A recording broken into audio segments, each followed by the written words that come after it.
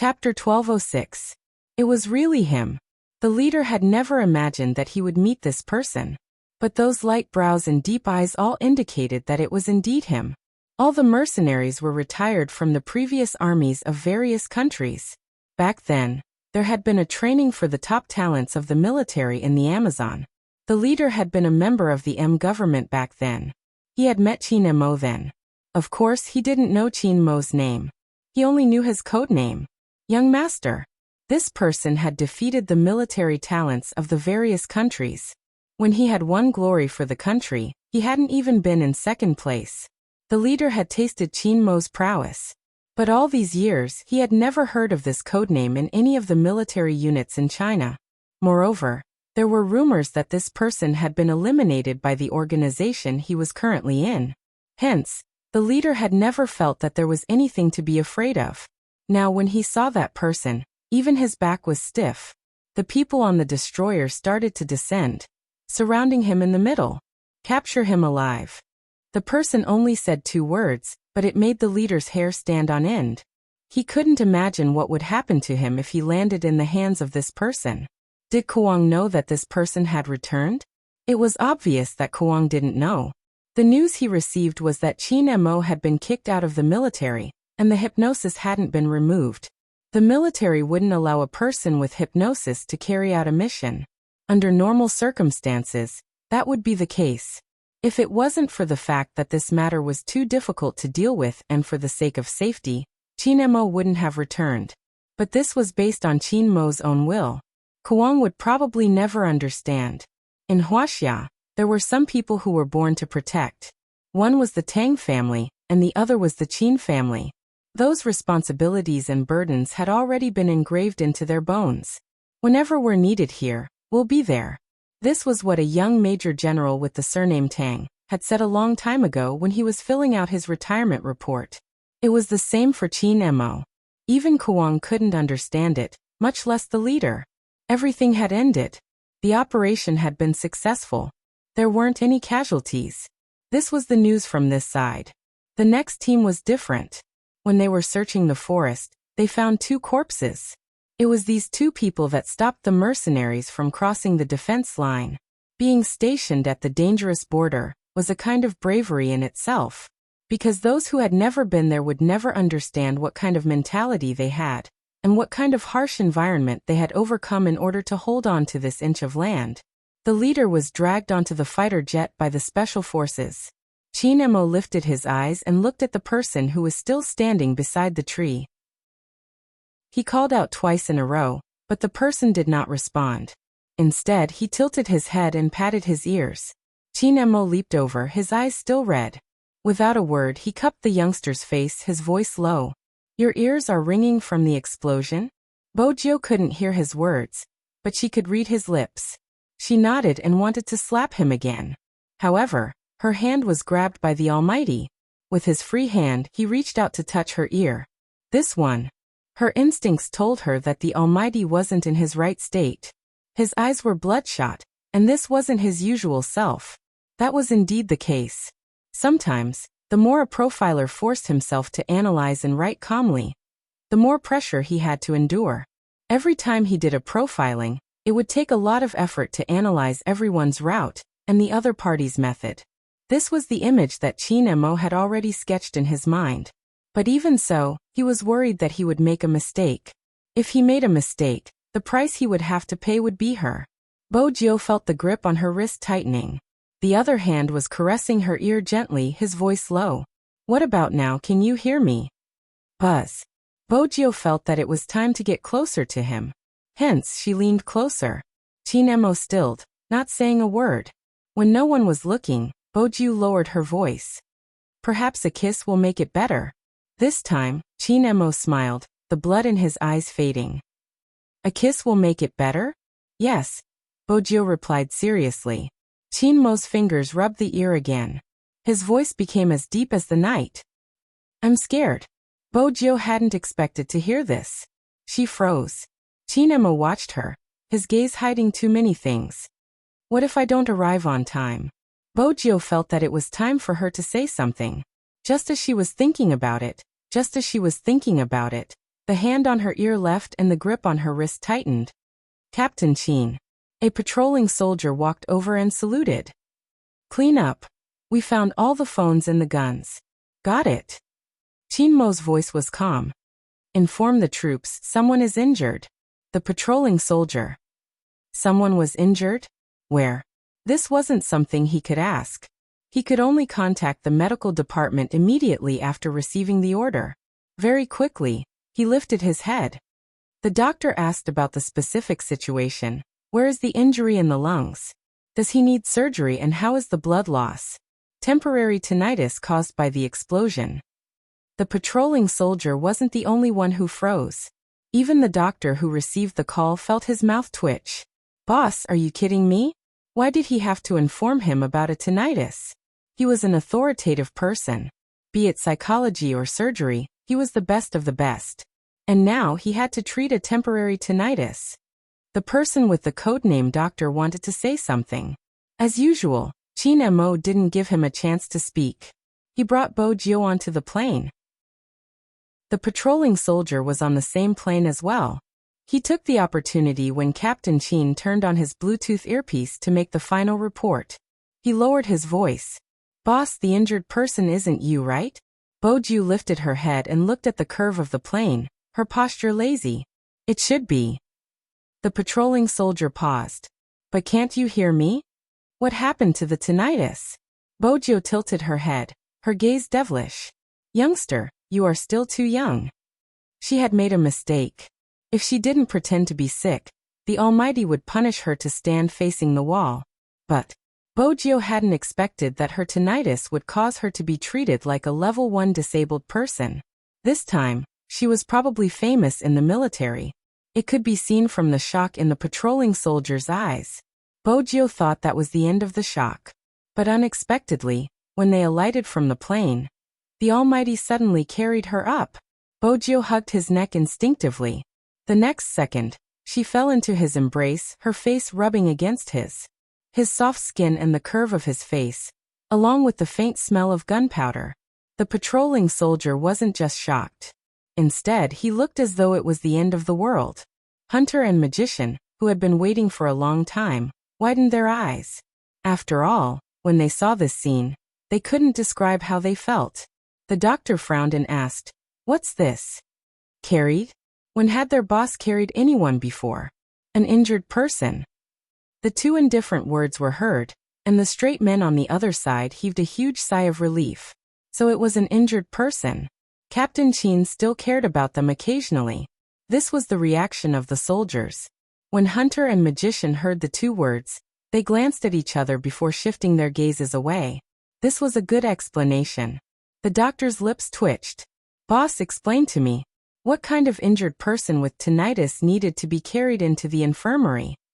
But the others weren't paying attention to this. Every soldier stationed here only knew one thing, and that was that their operation had succeeded. In the past, there had been people who felt that recruit number 10 wasn't very powerful, and that everything was just luck. But now such voices were gone. This was because they all knew how dangerous it was to stalk someone without any ammunition, or even to fight with them. They were gambling with their lives. If the youngster hadn't been there, they wouldn't have known about this invasion. Even if they had known, they wouldn't have been able to eliminate them at the best time. No one would forget this point.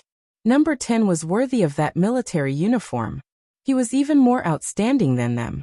Due to the severity of the situation, the general and regiment commander took the military plane together and sent all the information to Jiang City at the first instance. From all aspects, it was confirmed that the mercenaries were Kuang's subordinates. And through the sniper's brief recount, it was confirmed. They wanted to let China know how they would take revenge if they cut off their source of income. After seeing the photos and the soldiers who had sacrificed themselves, the higher-ups immediately issued an order to wipe out all places related to the drug. Especially in the border cities between the three countries, they received heavy news. Once the poisonous powder appeared in the market, the relevant departments would be held responsible. Entertainment venues would be on the lookout too. Any channels and individuals would be punished. Once the drug addicts were discovered, they would be detained. No matter who they were or what connections they had, it would be useless. In an instant, it was different from the past. Because those who were sacrificed couldn't be allowed to die in vain. In this world, especially in China, there would always be a group of people risking their lives to deal with the most ruthless drug lords. They wanted to clean up a piece of land. No one knew what harm this thing could bring to people. It wasn't just something that killed people. It was something that could turn a person into something neither human nor ghost. Choosing to enter the field of narcotics was equivalent to having one foot in the coffin. Some people were even willing to go undercover in order to find out how they operated. It was to prevent these things from flowing into the country. Perhaps, those who chose to forgive the drug addicts had never thought that there were other people using their lives to protect this land. In order to prevent their country from being seen as weak. In order to ensure that the people who left the country would always remember that no matter when or what they encountered outside, there would always be a strong shield behind them. It was a pity that not everyone could understand it. The sky outside turned darker. After the success of the operation, the troops became even quieter, because they really needed a good sleep. In terms of garrison, there were twice the number of soldiers. The biggest change was in the area of garrison. It extended another 1,000 meters. Regardless of how many families lived at the other end of the no man's land, there might not even be 7 or 8 herdsmen. There were still garrison soldiers and hidden sentries protecting the area. Everyone's morale wasn't very high. Even if something didn't happen to their troops, it was the people from the neighboring regiment. Usually, they didn't like each other during military demonstrations, but they didn't expect this to happen. The doctor who was doing a psychological test with a pen also realized that after this incident, some soldiers were not suitable to stay. However, this wasn't the main point. The main point was that as a doctor, he was actually chased out. And he was chased out from the infirmary. He scratched his face with the pen. Why were there mosquitoes in this weather? The doctor in the white coat was really pitiful. Squatting outside the door, what else could he do? He could only find another place to sleep.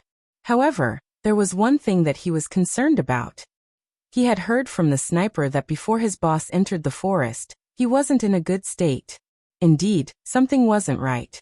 When the doctor saw his boss for the first time, he noticed that his eyes were bloodshot. That was related to his head and mental state. This meant that before this, his boss's head must have been hurting to a certain extent. But why was he still so calm? The entire unit, including General Qin, was worried. Once his boss couldn't take it, what would he do? During the mission, he would recall the past and his head would hurt so much that he couldn't hold his gun. He was the soul of the entire unit. If he made a mistake, the mission wouldn't be completed. However, today the doctor turned back to take a look. He muttered to himself subconsciously, "It's not that it doesn't hurt. Rather, compared to the pain, there's someone important waiting for him." That's why he forced himself to calm down. He even forgot about the pain. He remembered what his former mentor had said. Don't underestimate Qin. His mental state was so strong that it was scary. It was indeed scary. However, it was scary that wouldn't hurt anyone. This was probably the reason why they trusted their boss so much. No matter how many years had passed or what he had been through, he had never changed. Except for the fact that he was abusing dogs. The doctor adjusted his white coat again. He decided not to look for trouble anymore. At this moment, the lights in the entire unit were turned off. Even the light in the infirmary was illuminated by a large flashlight. When it shone on the young man on the sickbed, there was an indescribable haze to it. Chapter 1207. Qin Mo stood beside the bed, pouring a cup of hot water for a certain someone. His eyes met the jade-like curve. His gaze deepened. Then he raised his hand and drank a mouthful of water. Bojio paused. "Brother Mo, isn't that water for me?" It was. After Qin Mo finished the water, he placed the cup at the side and bent down, his fingers touching her ear lightly. The unusual coldness made Bojio take a step back, her head leaning against the wall. "What is it?" "I'm checking to see if you're better," he said, his fingers caressing her left ear. Bojio thought to herself, how could she admit that she was better now? At the very least, she had to wait for the night. She laughed, stretching lazily. Brother Imo, what did you say? I can't hear you clearly. I'm not sure. His lips curled up, and that handsome and elegant face came closer to her. When his thin lips parted, she could see that beautiful curve, and he was very leisurely. A kiss landed on the tip of her ear. Bojio's heart trembled. Hey, the Almighty, this is against the rules.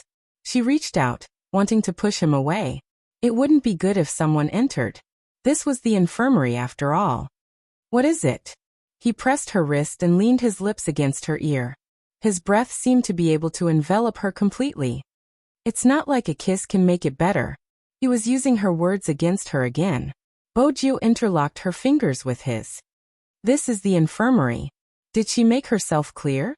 Oh, Chin Emo dragged his voice, his unique voice carrying a hint of elegance. Our sugar daddy is afraid of being seen too. Bojio pretended to not hear what he was saying. She had to be thorough in her act. Chin Emo chuckled, inching closer. Do you think it's a coincidence that we're the only ones here? Of course not. That's why I have to act sick. Almighty, you haven't been yourself since the start. Bojio didn't continue the topic. Instead, she reached out and held onto his head with enough strength to fight another round. But in front of the Almighty, she rubbed it lightly, her brows still furrowed. Are you jealous because of your headache? Chin Emo stilled, his pupils dilating in an instant. Then he returned to his original state, his smile overflowing. Compared to a head massage, there's something else that relieves the pain faster. He looked at her. His gaze was as deep as the night outside, causing Bojio to freeze. The next second, the flashlight seemed to have run out of power, and the surroundings were plunged into darkness. Bojio was about to turn on the flashlight, but his aura was already one step closer, pressing down on her. Then he whispered in her ear. The way you look in the hospital gown makes me want to do something. Before Bojio could open her mouth, he lifted her chin and pressed his lips down. His lips were soft and lingering, carrying the scent of tobacco. It was a light kiss, soft and cool to the touch. It reminded her of peppermint candy. However, the more time passed, the more intense the kiss became. He sucked on the tip of her tongue until it was numb. Their fingers were interlocked, but when Bojio exerted force, he chuckled lowly. After he released her, his lips were still pressed against hers. Do you like it? In the night, Chin Emo was like a demon from the deep sea. Even his voice was lazy and sexy, heating her up. On top of that, he was very different today. I've always wanted to do something like this, even when I close my eyes. As expected, we shouldn't be staying in the same room. That kind of voice, while ringing in her ear, at the same time, it lightly pecked the back of her ear. Bojio felt her blood heating up. She moved her left hand, which was interlocked tightly, as though that was the only way to give herself some strength. Brother Emo. MMH? Chin Emo didn't intend to let her get up. He followed her wishes and let go of her hand. However, he held onto her wrist and let her wrap her arms around his neck. They sat facing each other. Since Chin Mo's legs were too long, half of them hung down from the side of the bed. But even so, Bojio felt as though she wasn't sitting on the bed, but in the Almighty's arms. They were too close, as though he was using his legs to support a certain area, and she was in that area. This is weird. Bojio lowered her voice, her breath landing on his shoulder. The dark brown uniform was very seductive. Chin Emo tilted his head, smiling more than usual today. I want to touch the person I like in my arms. What's so weird about that? He used the word touch. Seriously. Bojio arched a brow, about to say something. Just then, she felt her hospital gown being lifted from the back. Immediately after, a hand slid in, carrying a slight chill. Bojio shivered, her fingers gripping his shirt tightly. Brother Emo. Chin Emo lowered his voice. Don't hide, let me know you're really here. Bojio's heart softened. She tilted her head, rubbing her face against his shoulder. 1 minute. They were in the military after all. She hadn't understood before, but now she understood. It wouldn't be good if others found out about it. Bojio didn't care about anything else. She was just worried about how others would view him. Fortunately, the Almighty was cooperative today, replying lazily, "All right, 1 minute." Unfortunately, the minute was longer than she had expected. Besides, she could feel the heat around her rising. It was all because of the Almighty's actions. It wasn't a big deal if his hand was restless. It was just that this person had broken too many rules since he was born. Not only his appearance, but even when you closed your eyes, that voice was as pleasant as the late-night CV of a radio station. After it was softened, it was very magnetic and pleasant to listen to. Have I ever told you that this part of yours is very beautiful? Chin-emo spoke, pressing down on her tailbone. The numbness spread uncontrollably throughout her body. She straightened her back instinctively, trying to avoid the touch. Even the corners of her eyes were red, making the mole at the bottom of her eyes seem to be coated with a layer of luster. Chin-mo's gaze deepened. And your back as well. Under the moonlight, the two figures on the hospital bed could be seen clearly, especially that pair of hands with jade-like joints. Like an art, they wandered around the young man's fair back. With every word, his fingertips would press down a little. Bojo couldn't even stabilize her breathing. All she could feel were his hands and the rising temperature. Every time he pressed down, she couldn't help but tremble. Chapter 1208. All of a sudden, Bojo's shoulders trembled, her face flushing furiously. Itchy. Really? Itchy. Chin-mo's eyes seemed to be watery under the moonlight. Is it just itchy? Even though it was Bojo, she had no choice but to bend her body in his arms. That was probably the only way she could hold on for a minute. Chin-emo felt that she would probably never know that the more she behaved like this, the more he didn't want to leave. It was as though he was possessed. That kind of touch was as smooth as silk, but much softer than silk. It had a good feel, just like the warm jade of ancient times. And the smell on her body. Chin-emo tilted his head, the tip of his nose brushing against her hair, his gaze deepening. Bojo bit her lips. Two of the buttons on her hospital gown were undone, revealing her exquisite collarbone and slightly round breasts. Her snow-white skin only served to make the temperature hotter in the dark night. She didn't know how the Almighty was feeling. Bojo could only hear her own heartbeat. It was loud. She had never sweated so much before. As her fingers tightened, she unconsciously released her lips. Even her voice was faint and sweet. This minute wasn't a good one for Chin-emo, but it seemed like this was the only way he could confirm that she was still there. Bojo calmed her breathing. After looking at Chin-emo for a moment, she turned her hand and pressed him onto the bed. Brother Emo, something isn't right. Look at me, aren't I here? Mh. Chin-emo raised his hand, his fingertips caressing her face. At the start, she hadn't been pleasing to the eye, but the more he looked at her, the more he liked her. She was still so disobedient. Bojo leaned over with the help of the moonlight. I'm here. Chin-emo watched their posture. Are you going to talk to me like this? MMH. Bojo replied before kissing his lips devilishly. You don't have to use any other methods to confirm my presence, I'll just tell you. Chin-emo met her eyes. The moonlight shone on her snow-white shoulders, her hospital gown slipping down to her arms. The sight of her made his throat tighten. Idiot. Chin-mo's lips parted slightly. He pressed her head against his chest and closed his eyes slowly. Bojo moved her fingers. The low voice came again. My head hurts. Especially when I knew that you were chasing after someone. My head felt like it was going to explode. He did not know why. Bojo felt a sense of grievance when she heard that faint voice in the middle of the night. What about now? Bojo moved upwards, reaching out to hug his head. Chin-emo paused. He didn't speak at first, but after a while he said, It's all right. Bojo saw his sexy thin lips and pursed them slightly. Her heart melted from his cuteness. Sundra. This was the Almighty, just like a little princess. Then let me tell you a story, Brother Mo. When Bojo had been young, she had hoped that one day, she would be the one to read him bedtime stories. If not, how would she know her position in the family? Chapter 1209. Bojo. She must have been in a fake relationship, otherwise, her dark history wouldn't have been exposed. Not these two. Chin-emo continued leisurely. Then it's the ancient transmigration. Dominating the princes and princes? Seriously, it was ruining the atmosphere. Bojo leaned forward, planting a light kiss on his lips. It was soft. Chinemo laid there, unable to hold it in any longer. He lifted the corners of his lips, trying to suppress the smile in his eyes. He couldn't hide it since he was kissed. Bojio smiled along with him. Inexplicably.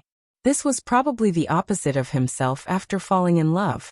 Her left hand was pulled over, their fingers interlocked. Next, they changed their position. He probably felt tired because he wrapped his arm around her back after lying flat, his voice carrying a hint of impatience. Sleep. Bojio felt that she hadn't started to display her talent. Brother Emo, I'm good at telling stories too. Little Bojio. Chinemo opened his eyes, his voice slow. You can choose to tell your story, but I'll make sure you can't get off the bed. Bojio paused, breaking into a smile. It's so hard to endure. Are you asking for a beating? Chinemo placed his chin on the youngster's head, closing his eyes once more, his lashes so long they looked like a silhouette. Bojio couldn't see Chinmo's face, she could only feel his breathing and heartbeat. It wasn't stable, but it was controlled. Even in such a sleeping position, he was still holding on to her hand, but not as forcefully as before, just hugging her naturally. That seemed to be the case.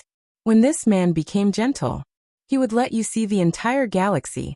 Bojio wanted to tell the story after the mission. It could be used as a proposal. Even though it was a pity that the electronic car was gone. But that was what Bojio was thinking. But when she glanced sideways, she realized that there seemed to be something glowing at the side of his pants pocket. The light was very weak and it must have been in his pocket before, so she couldn't see it. But now it had slipped out. Bojio recognized it immediately. It was her electronic car accessory, the little peach. There were 4 small words written on it. Marry me. Brother Emo. Bojio wanted to say something, but when she turned, she realized that he was really asleep. It was probably because he was too tired that he fell asleep in such a short time. This face always gave people the feeling that when he closed his eyes, he looked like an immortal, but when he opened his eyes he looked like a demon. It was rare to see a great god so quiet. Bojio reached out and touched his cheek. He seemed to have sensed someone touching him, but the touch was familiar. He didn't wake up, instead, he leaned closer to her. Bojio smiled, lowering her voice. Little princess. Even the little princess was hers.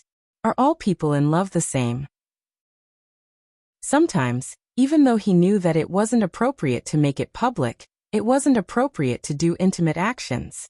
He just wanted to show off to the whole world. This man was hers.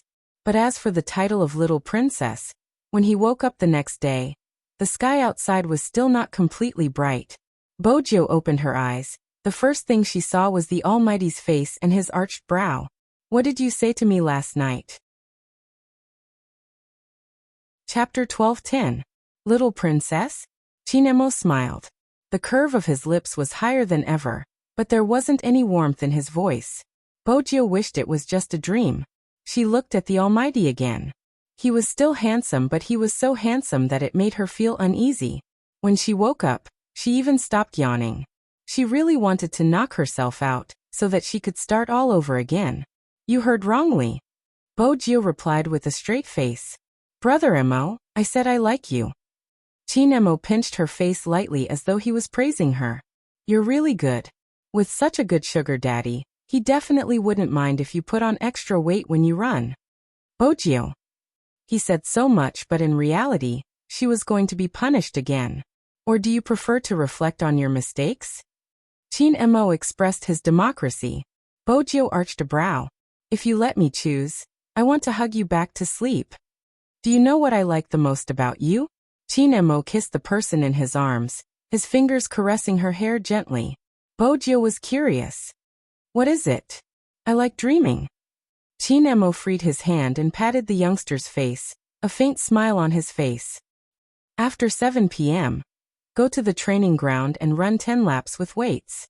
Bojio felt that the Almighty was using his position to take revenge. Wasn't the nickname Little Princess rather cute and suited to him? Why was he asking her to run again? But 10 laps wasn't much. She could just head to the canteen for her meal after running. That was what Bojio thought at the training ground. But in Prince's eyes it wasn't the case. Brother, I understand you. This was Prince's first sentence. Bojio ignored him. But your brother seems scarier than my uncle. He's the devil. How did he train his aura? Right. Did you know that when you were in the forest yesterday, he went in alone with a gun? He mobilized the troops from both sides to coordinate with his commands. How much is in that brain of his? It's too heaven-defying. Also, his shooting range was so far away and there was fog in the forest. How did he distinguish the movements of the people? Seriously, are all the children in your family genetically like that? Bojio wanted to remind him to shut up and look behind him. Finally, the figure came closer. Bojio had already given up on reminding him. Instead, she held the mineral water bottle in her hand and moved a meter away from him. Prince seemed to have noticed her actions and was about to say something when Bojio stopped him. Just then, a cold voice came from behind him. What kind of child our family will give birth to is between us. Prince had completely lost his ability to think because of that voice. Otherwise, anyone would be able to understand the rich information that was conveyed in that sentence. For example, Bojio. Even the calm and devilish Bojio almost choked on the water she was drinking. Why did she end up on such a topic? Chapter 12:11. The villain in Prince's heart was still trembling.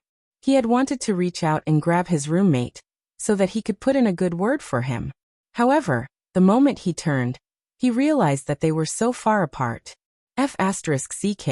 When did the friendship in the military become so fragile?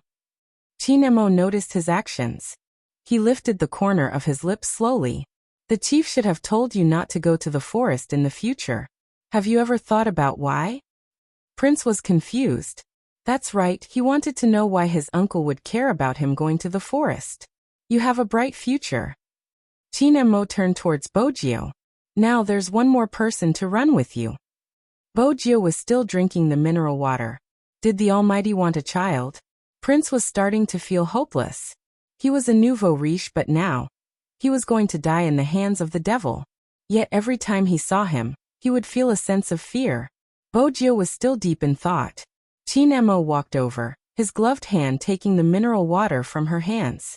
Prince had expected to see the devil continue punishing people with a faint smile. Unexpectedly, the devil didn't do anything. Instead, he raised his head and drank a mouthful of water.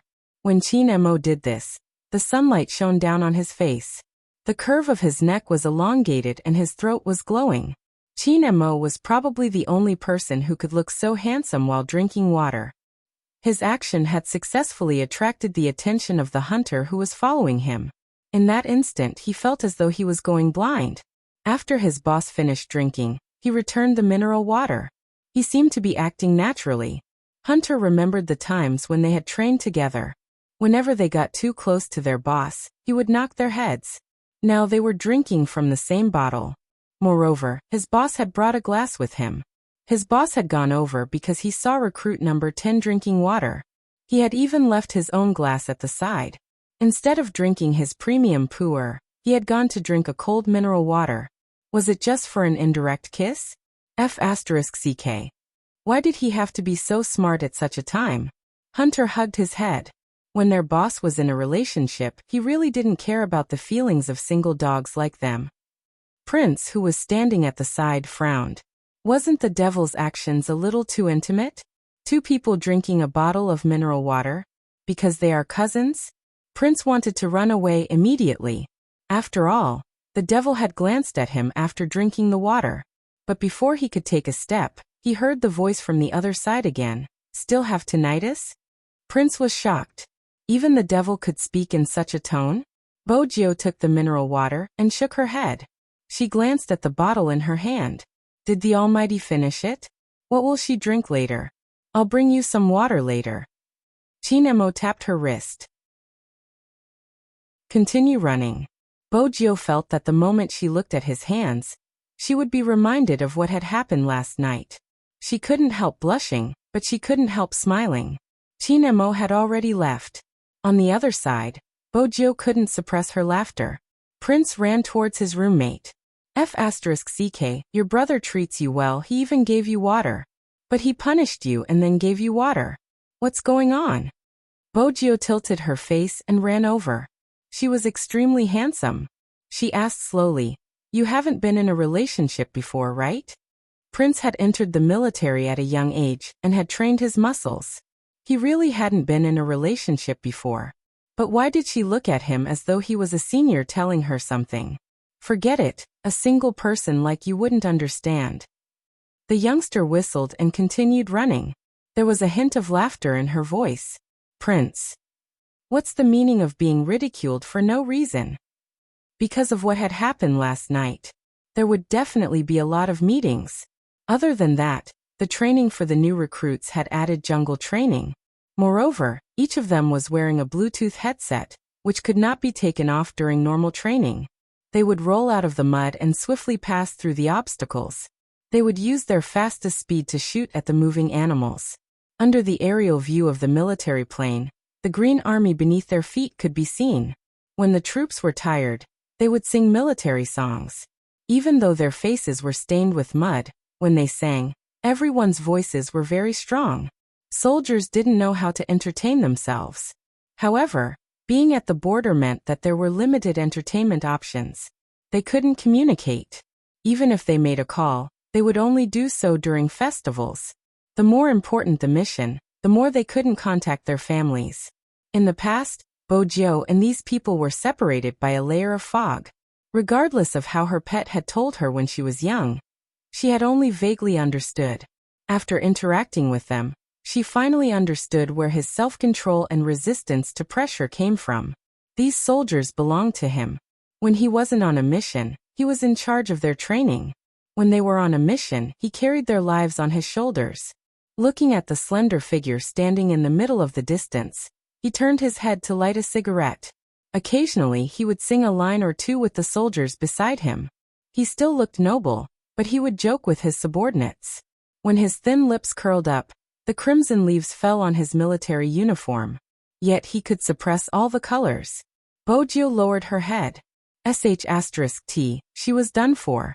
She was starting to like the Almighty more and more. What should she do? Prince didn't understand why his dorm mate had lowered her head halfway through the song. What's wrong? I'm afraid I'll be impulsive, so I'm suppressing it. Bojio turned her head. She was seated, placing her hands on her knees lazily. Prince was confused. Impulsive? I want my family, Bojio replied mischievously. Prince was scared out of his wits. Was this child's brain damaged from the explosion in the forest? It's a pity, Bojio muttered. Of all the occasions. Prince looked at her gaze and thought that she was talking about him.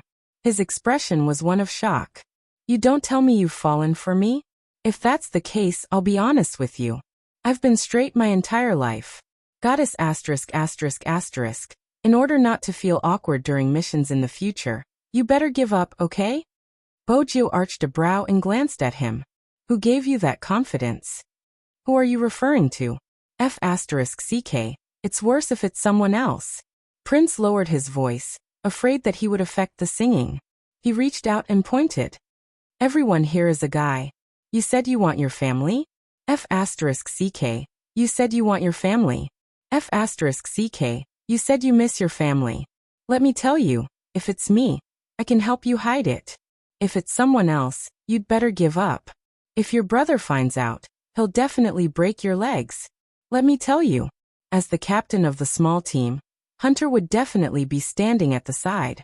It was inevitable that he would hear Prince's words. He couldn't help but look up at the sky. He didn't know if number 10 would get his legs broken by his boss. But he was sure that his boss would definitely break his legs. Child, didn't you notice that when you were whispering to number 10, your boss's gaze swept past you a few times? He felt a chill down his spine as he stood at the side. How did Prince dare to get any closer? Chinmo's gaze swept over to them. It seemed like his little friend had a good relationship with her roommate. It was really good. Chinmo smiled. The hunter felt a chill run down his spine as he witnessed the scene with his own eyes.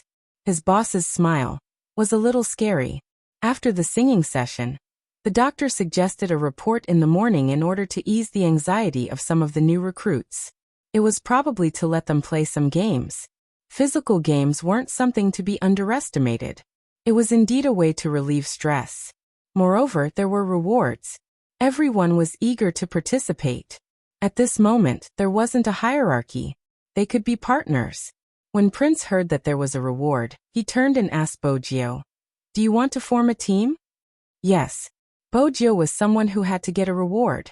From a certain perspective, it wasn't unreasonable for them to be able to chat so well. The game was simple. Two people's legs were tied, and there was a distance of 800 meters between them. The team that reached the other side first would dismantle the gun and reload the gun. The team that used the least time would be the winner. Prince patted his chest. "I'm good at this. Dismantle the gun." Bojio arched a brow. Prince was delighted. "I'm talking about jumping with one leg. Didn't I tell you that I'm good at everything? When we have holidays, I'll bring you to play online games. Then, you'll know that I'm better than most people in terms of gaming." Bojio arched a brow, replying slowly, "If you're on the other side, I'll play with you." Why? Prince didn't understand. When the youngster bent down, her black hair covered her fringe. Her long fingers caressed the rope, her tone indifferent. "That way, I can send you back to the blood pool." Prince was a little slow before he understood what she meant. "Hey, we're teammates, don't you understand? Teammates should be." He didn't manage to say the word love. That familiar tall figure appeared again. This time, Prince told himself not to hold it in. This was a game, and he was having a normal conversation with his teammate. "That's right, hold it in." Bojio lowered her head, tying the rope around her legs. Suddenly, a pair of hands appeared in front of her. They were long and fair, with jade-like joints. The hands hooked onto the other end of the rope. It was a beautiful knot, fast and orderly. Bojio glanced up. She saw Chin-Emo bending down just like her. With the rope tied around her ankles, the distance between them wouldn't be far. If her chin was just a little closer, she would be able to touch his black hair. He smelled good, a unique tobacco scent. Most importantly, because everyone was doing the same thing. Therefore, even if they did this, no one would notice. Of course, that was except for Prince, who couldn't describe his emotions. If he was not mistaken, the great demon king had just taken the rope that belonged to him, right? After Chin-Emo was done tying his own, he turned and tied the ankle of the youngster who had paused. "We'll be in the same group." It was a very light sentence, and the voice sounded very normal. Bojio glanced at her roommate. She felt that it was better to mention him. "Prince, he's playing as well?" As Chin-Emo spoke, he glanced in Prince's direction. There wasn't any emotion in between his brows. It was just an indifferent glance, and even the corners of his eyes were curved. But the coldness in his eyes allowed Prince to understand the warning. He hurriedly expressed his stance, his tone sincere. No, I'm not interested in such games." Chin-Emo chuckled. He turned towards Bojio. "Did you hear that?" What else could Bojio say? She couldn't understand why her roommate had changed so quickly. Prince watched the two of them. His heart was thumping furiously. He was scared out of his wits. He could still feel the lingering warmth of the devil. He took another step back and turned towards his captain. "Who should I be in the same group?"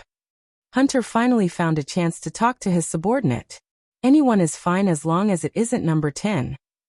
With that, he reached out and patted Prince's shoulder. Prince muttered, "You can't blame me. I just realized that the devil is obsessed with his brother, Hunter." On the other side, the two of them were still stretching. It was a normal stretch, but the Almighty's movements were much better than hers. Bojio glanced at him, and suddenly felt that his height was a huge disadvantage. "What is it?" Chin-Emo seemed to have sensed her gaze as he tilted his head over. Bojio asked, "Do the troops sell milk?" "Not at the moment," Chin-Emo replied casually. "Do you think you're short?" Bojio smiled. "I'm not short. Based on the length of your legs, your speed won't be too fast." Chin-Emo replied leisurely, "Short legs." Bojio. She wanted to give the Almighty a beating. It was as though she could see their future. Novels were indeed lies. How could a sharp-tongued man improve after falling in love? How had the Almighty changed? He was still so arrogant that she wanted to challenge him. "Don't pout." Chin-Emo glanced at the youngster, his voice coming over again. "It makes me want to kiss you." The sudden flirtation. Bojo arched a brow. Based on the length of your legs, kissing isn't convenient. 12 centimeters, the golden height for kissing. What's the inconvenience? Chin Emo reached out to put on the wrist guard. He glanced up at her.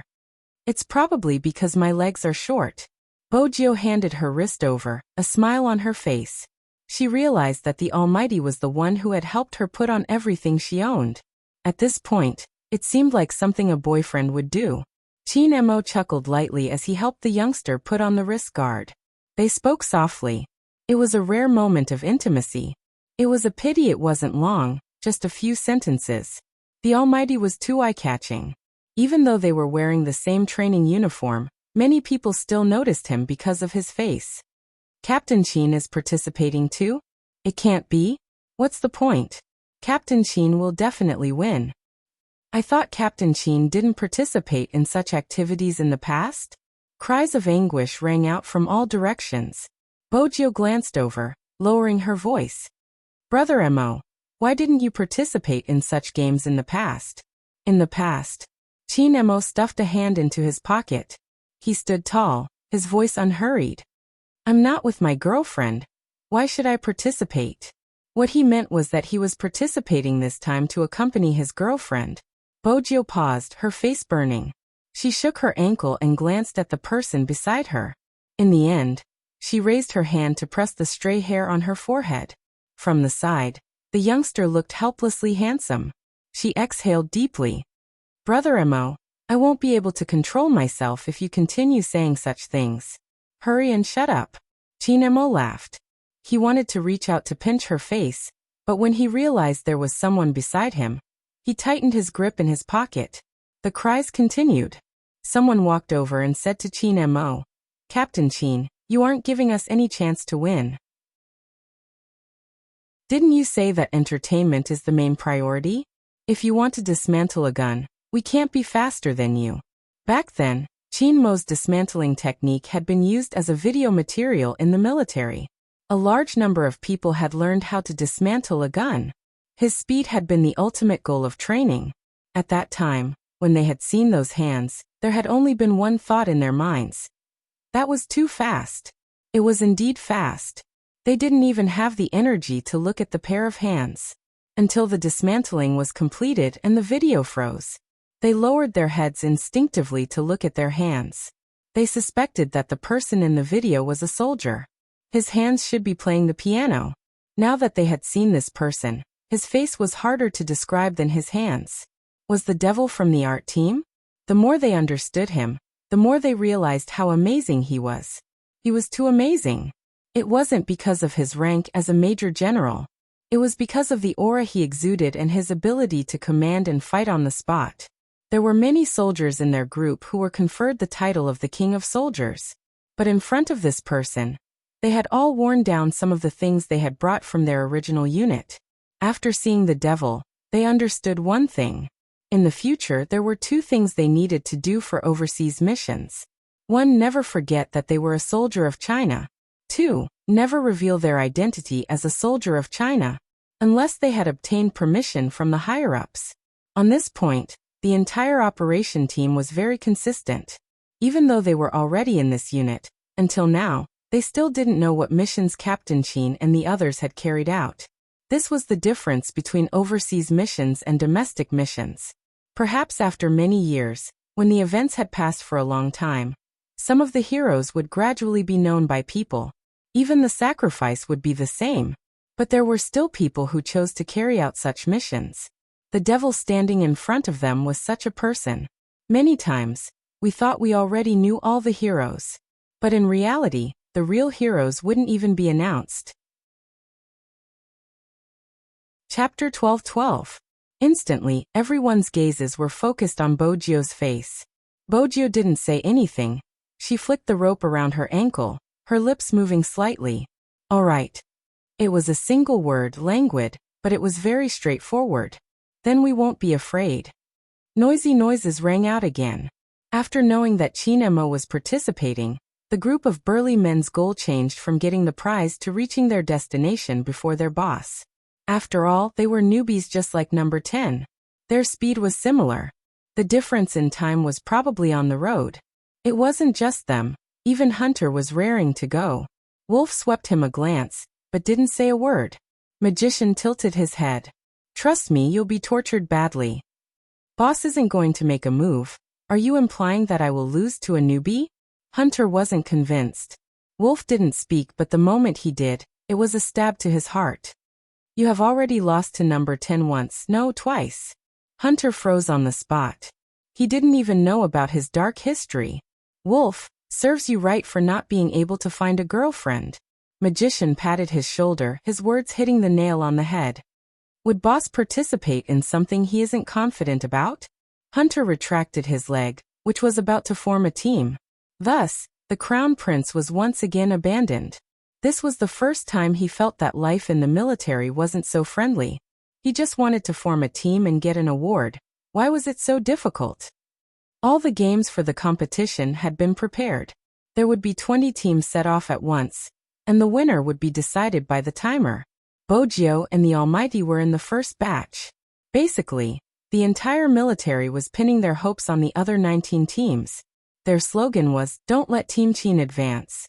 Qin Mo was nonchalant, stuffing a hand into his pocket. He glanced over and leaned over, whispering into Bojio's ear. This time I can only let my girlfriend lead me to victory. His voice was low.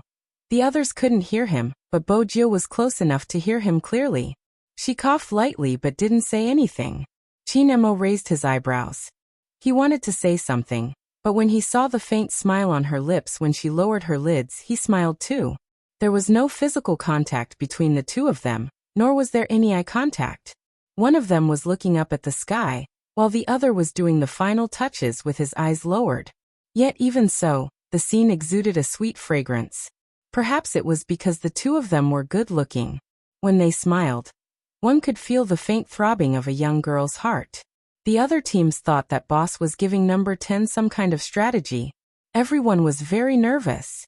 After all, even if the boss didn't personally make a move, he still had to be on guard against him. Everyone in position. On the side of the road, the person in charge of firing the gun raised the pistol in his hand. The 19 teams collectively stood on the line to advance. They gave it their all because they felt that they couldn't be careless when facing the boss. Only Bojio's deep gaze swept past the road, landing on the finishing line not far away. The moment he heard the sound, all the squads rushed out. Bojio and the others were no exception. But the method that the two of them used was obviously beyond the predictions of the other teams. They didn't know how they were overtaken, but the two figures had already swept past them. The squads that were overtaken widened their eyes. After a moment of daze, they hurriedly followed. But it was too fast. Rather than calling it fast, it was more like a form of tacit understanding that had been formed for a long time. But how could the two of them have such tacit understanding? Just as everyone was filled with questions. The youngster's body tilted to the left, avoiding the obstacle at the side. Many of them forgot about the hidden trap at their feet when they wanted to speed up. Up until now, the 20 teams had basically been divided into 3 groups based on speed. Bojio's position wasn't very advantageous. The slower teams would definitely block their vision. But every time they took a precise step forward, they would land on the same spot. When Bojio took a step forward with her left leg, Qin Mo took a step forward with his right leg. It was as though the thread that was tied to their legs didn't exist. But this time, the goal of the other teams was to prevent their boss from winning. Hence, everyone would definitely think of a way to stop Qin Mo and Bojio. For example, blocking their line of sight. In such a competition where time was measured by seconds and minutes, it was crucial. Even Hunter felt that their boss's team was in danger. Unexpectedly, when he glanced sideways, he saw Ten's eyes. They were extremely dark, completely different from the youngster's usual appearance. His gaze was extremely serious, just like a wolf, his eyes reflecting every movement around him. The youngster frowned, probably because he couldn't find a way out. The next second, her waist was hugged. Bojio felt as though she was lifted into the air. When her chin touched the Almighty's chest, her heart skipped a beat. Hunter and the others were dumbfounded. What was going on? Hug, hug, hug. In front of so many people. It was indeed a hug. It was still Chinemo, but he was faster. The moment he lifted Bojio up to avoid the blind spot, he placed her down the next second. But he didn't remove his hand from her waist. The next moment, the Almighty used his height and long legs to catch up to the other 5 teams. Bojio could still smell his scent. She mimicked him and hugged his waist. The soldiers didn't think much of it. They only said, F***CK, boss is really willing to do anything to win. Hunter and Magician glanced at each other before glancing up. Boss definitely didn't do it just to win. Was there a need to hug him just now? He could have used other methods to avoid it. Boss didn't need to reveal his masculinity, he was doing it on purpose. The others who were fixated on winning wouldn't be able to see it. 3 teams had reached the finish line. Now they just needed to dismantle and reassemble the guns. Boss wasn't here yet, they were likely to win. Everyone lowered their heads and looked at the guns in their hands. The most important thing when disassembling a gun was to familiarize yourself with the model of the gun. Only then would you know how to disassemble it and reassemble it in the shortest time possible. Team 1 had a professional in charge of this aspect. The other couldn't speak and could only watch from the side. 3 seconds after the 3 teams reached the finish line. Gotcha. Chapter 12-13. When that sound was heard, it meant that Bojio's team had fallen behind. The people standing at the side felt that they were close to winning. After all, disassembling and assembling a gun was a battle of time. Once their boss's team fell behind, it would be hard for them to catch up. But in the next second, they were completely stunned. It was because of what the youngster had done after reaching her goal. That youngster didn't even look at the gun. Instead, she picked up the gun from the table and disassembled it. Her tilted face and tall nose made her look mysterious. For some reason, that was the feeling that the recruits had in that instant. They were stunned. She didn't even look at the gun and disassembled it. Some of the veterans didn't have such a huge reaction. After all, they couldn't rule out the possibility that this was the model that the youngster was used to. This number 10 was from the army. It wasn't strange that he would come into contact with old guns like the 77. But very quickly, that thought disappeared. It was because of the youngster's hand speed. The moment her slender fingers moved, they couldn't even see where they landed. It was like a shadow flashing by. This really shocked them a little. How familiar was she with a gun to be able to do that? Was the army already so strong? In reality, Bojio's background meant that she had been exposed to these things since she was young.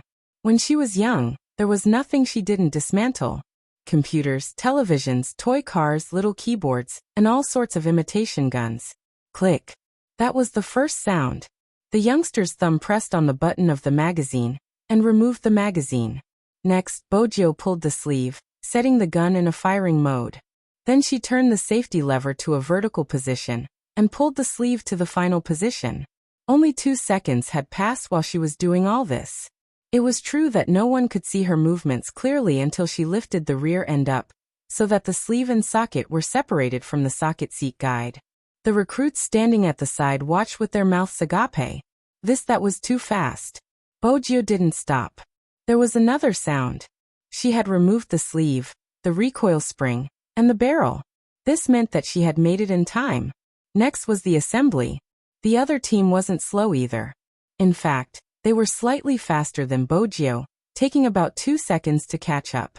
These 2 seconds weren't to be underestimated. When disassembling a gun, they had to fight for this time. But when they started to assemble the gun, someone suddenly discovered a problem. Recruit number 10 is left-handed. No, it doesn't look like it. This person is very strong with both hands. Yes, Bojio unleashed her full potential. She moved her hands together. When assembling a gun, although other people could use both hands, there was always one that was more important. Bojio did it at the same time. There was a 2-second time difference. There was a difference of 1 second. Both of them pushed their guns forward at the same time, completely leveling the number on the second hand. Everyone's eyes were drawn to the timer. Their hearts were beating faster because of such an entertaining game. In the next second, the gun barrel was pushed forward, and the assembly was complete. A reversal. Ever since the start, Prince's gaze hadn't left the timer. When the timer stopped, his eyes widened. F*CK. The next second, he opened his arms and ran towards her. It was 2F*King amazing. Chapter 12-14. Before Prince could express his joy, a tall and slender figure appeared in front of him. It wasn't his roommate's waist size. F*CK. What exactly was he hugging? F*CK. What exactly was he hugging? Why was it so hot? His scalp felt cold. He couldn't be hugging a snake, could he? Raising her head, she saw a pair of eyes that were as cold as ice, as well as the arc of a smile that wasn't a smile. In that instant, Prince released his hand. The devil! I don't like people touching me. With that, Chin-mo glanced up. I can't control you, Prince. It's better to hand it over to the old general. F*CK. No, he would rather be controlled by the devil. Prince reached out, wanting to stop him, but Chin-mo didn't give him the chance. Take him away. Hunter and Exorcist watched from the side, acting as though they didn't see anything. After all, there weren't many people who wanted to court death. Why didn't he open his arms to hug number 10? Which part of him wasn't worthy of a death sentence? Seriously, the youngster was still too young. Prince turned to look at his roommate for help. He signaled with all his might with his eyes, telling him to beg his brother not to send him to his uncle's place. The youngster walked towards him and asked, Did you carry the boss with that hand? Ha! Prince thought to himself. I want to hug you and celebrate your victory. Bojio arched a brow and repeated. Which hand? Prince was stunned by the aura. He raised both his hands in the air. Bojio scoffed and turned to report. Captain Chin, I suggest the old general to teach my roommate some etiquette. His hands can be punished at the right time. Prince. No, this wasn't what he had imagined. Was his roommate such a disloyal person? It was fine if he didn't help him, but why did he give such a suggestion? What did he do wrong just now? He had hugged the devil's waist by mistake. Wait a minute. Don't tell me that you're jealous because I hugged your brother? F*CK, sugar daddy. Cough, I mean, how old are you? You should be an adult, right? Why are you so jealous? Prince tried to defend himself. Bojio tilted her head and smiled. I'm possessive, especially towards my brother. The conversation between the two could not be heard by others. Even Hunter and the rest could only see Prince being dragged away with a sickly expression. They didn't know what number 10 had said to him. Magician, on the other hand, noticed something. Their boss seemed to be in a particularly good mood. Just a moment ago, there was a chill in the corners of his eyes. Now, not only was he completely gone, but the corners of his lips were even curled up. He lowered his gaze, not knowing what number 10 was saying. In reality, Bojio had only said one sentence. My girlfriend won without doing anything. Should I call Almighty Z666?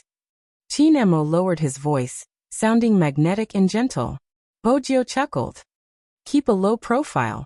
There are many people around. Even handsome and skilled almighties like us have to hide our identities.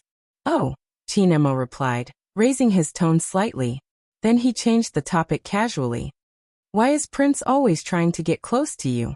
Bojio caressed her nose. He's my roommate, we're close. I remember I'm your roommate now. Chin-mo's tone was unhurried. Magician, who was walking over, started to get excited when he heard this. Was his boss going to fight for the title of roommate? It was just a relationship. Did he have to be so crazy? Also, could the two of them not be so obvious about whispering to each other whenever they had the chance? Magician placed his hand by his lips and coughed. Boss, the results are out. You have to hand out the reward to the winning team. Okay. Chin-mo retracted his gaze, walking towards Magician. His back view didn't change at all, standing tall and noble. The timer at the side was still fixed at 1. In fact, after Bojio's beautiful moves, they had already predicted who would win. No one was dissatisfied with this game, including some of the veterans. After all, there weren't many who could match up to her speed. The others weren't slow either, breaking the previous record for recruits. The old general watched from afar, his face filled with gratification. The recruits this year are all very strong. Yes. The adjutant wanted to tell the old general that Prince was here. But when he thought about Prince's suicidal actions, he decided to let the old general be happy first. But just as the old general had said, the recruits this year were indeed strong, especially number 10. That was why it was troublesome. How were they going to make number 10 stay? Especially tomorrow morning. The adjutant glanced up, his gaze landing on the major general standing in the middle of the group of soldiers. Regardless of how many people there were, he would always be the most eye-catching one. The wind blew past. The troops at the border were all in a natural environment. Sometimes, there would be the scent of plants mixed in with the wind. It smelled good, accompanied by the cool temperature. Everything seemed so aloof. As the winning contestant, Bojio walked towards Chinemo after her number was called. The sunlight shone on her face, stretching her shadow. Many were wondering what the reward would be. After all, it was the hair of the great demon. Curiosity was the biggest factor. Everyone sat on the ground to rest. Even when resting in the troops, they would be in formation. Only the two of them were surrounded in the middle. Chinemo didn't change out of his battle uniform, which made his eyes look even deeper, like a boundless sea, with all the afterglow shining into it. Bojio arched a brow, not understanding what was going on. She watched as the man reached out his hand. His slender and beautiful knuckles tilted his body slightly. When the faint scent of mint and tobacco wafted over, he buckled something onto her combat uniform. That thing shone with a beautiful light, like diamonds falling from the Milky Way. It was indescribably low-key. It was a mark. Hunter and magician, who were standing at the side, hadn't expected their boss to give them the mark of a major general. The doctor was stunned. This mark meant more to their boss than anything else. Ever since that mission, he had been given the title of Major General and sent back to Jiang City. But now, he had given the highest honor to the other party. Was he trying to say that she was more important than all his honors? Chapter 12:15. Bojio paused when she touched the symbol.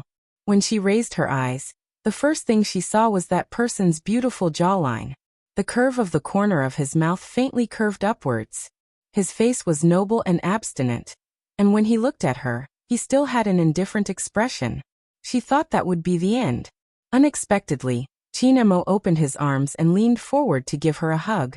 Then he said, "I hope you can become an outstanding soldier in the People's Liberation Army and protect the people you want to protect." The hug ended as quickly as it came. The onlookers didn't think much of it. At most, it was because of her outstanding performance. But when Bojio stood there and looked at the person in front of her, her heart seemed to be filled with something. Her fingers caressed the symbol on the uniform. Even her palms were burning. Countless cheers rang in her ears. It was as though they had graduated. The training period was indeed coming to an end. Tomorrow was the last day. After tomorrow, they would either go on a mission or return to their original unit, in order to pass the test with overall results.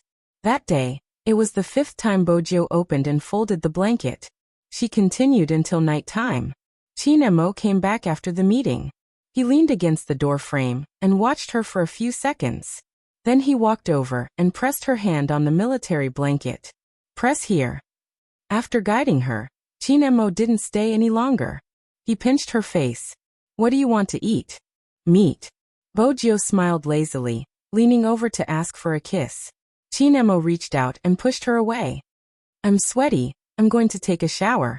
"All right." She didn't manage to kiss him, but she would be able to admire the handsome man in the shower later. That wasn't bad. Bojio whistled. Chinemo chuckled. He pushed open the bathroom door and turned on the shower. Then he pressed down on his Bluetooth earpiece. At 1 a.m., Team A will set off. Gather the people at the last minute. Be quiet and quick. Yes. Yes. Got it. A few sounds were heard. Chinemo threw his uniform to the side. He stood tall and straight under the shower head. After his black hair was wet, the steam rose into the air. Chinemo's shower was longer than usual, probably because he had something on his mind. When he came out, he saw the young man sitting on a wooden chair with his head lowered, fiddling with something. His waistline was elongated, and his fair skin was somewhat alluring.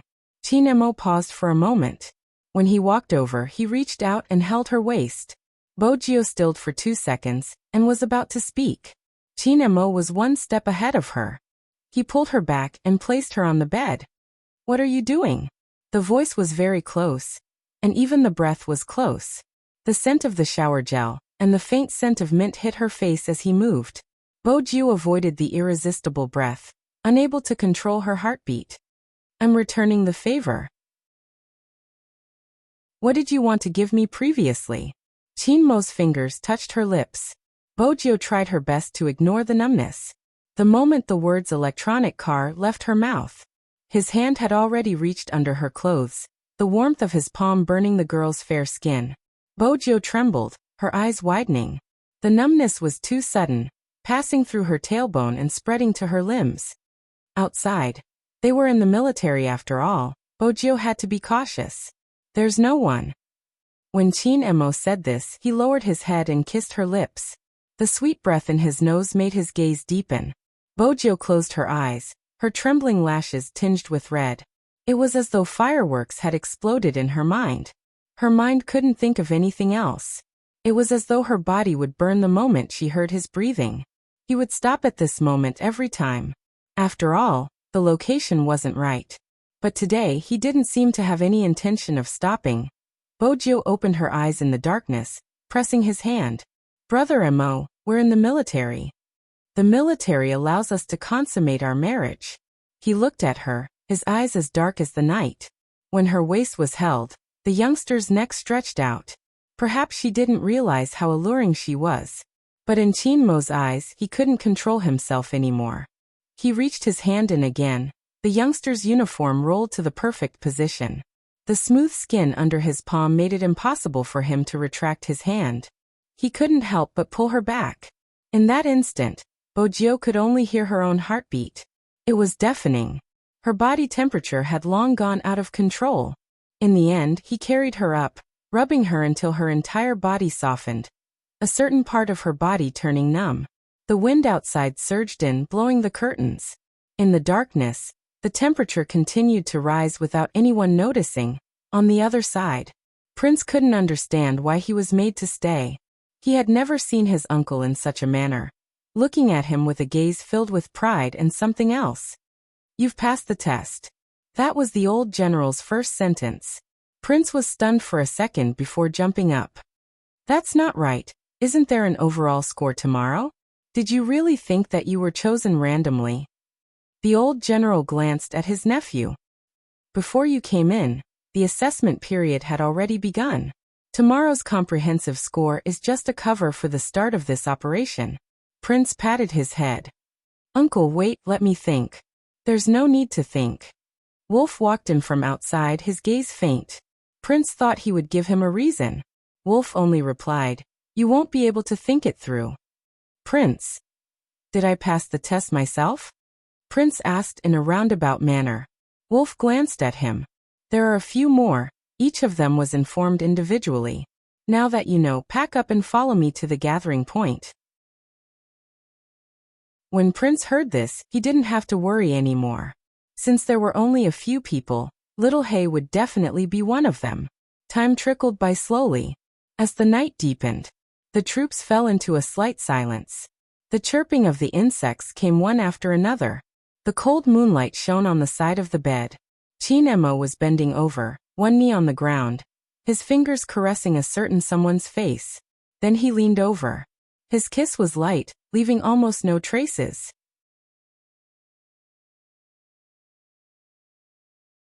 Chapter 12:16. The darkness of the night grew thicker.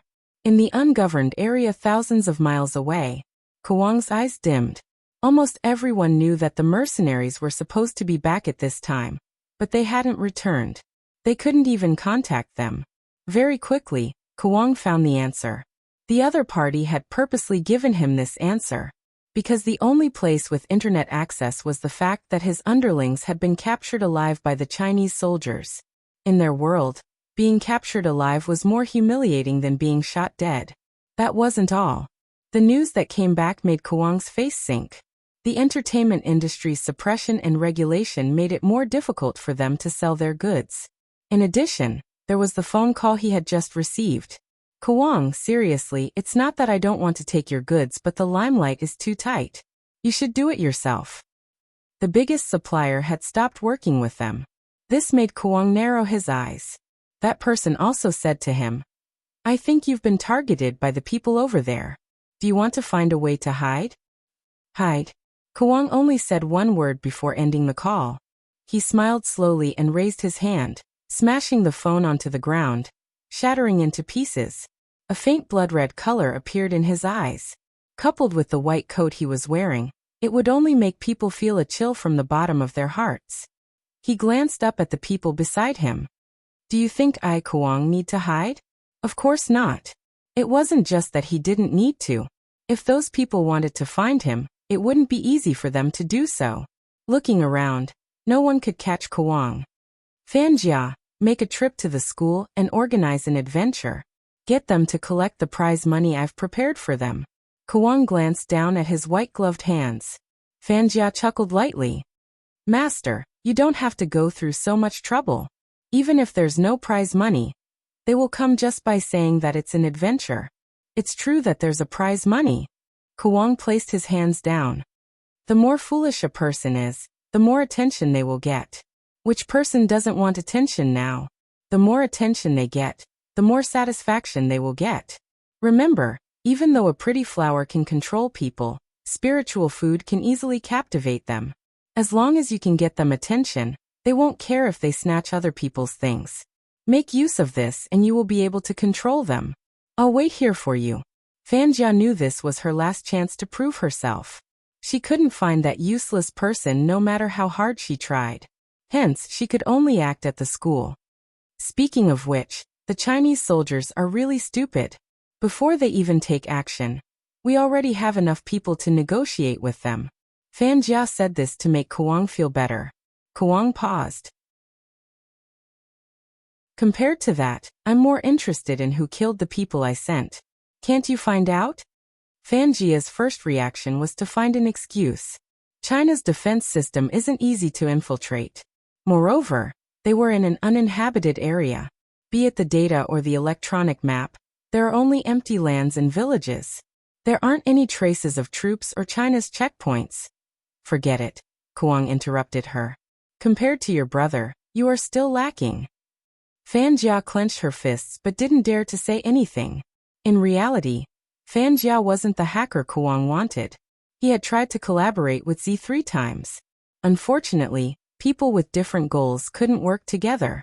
Z was similar to Qin Mo in his eyes.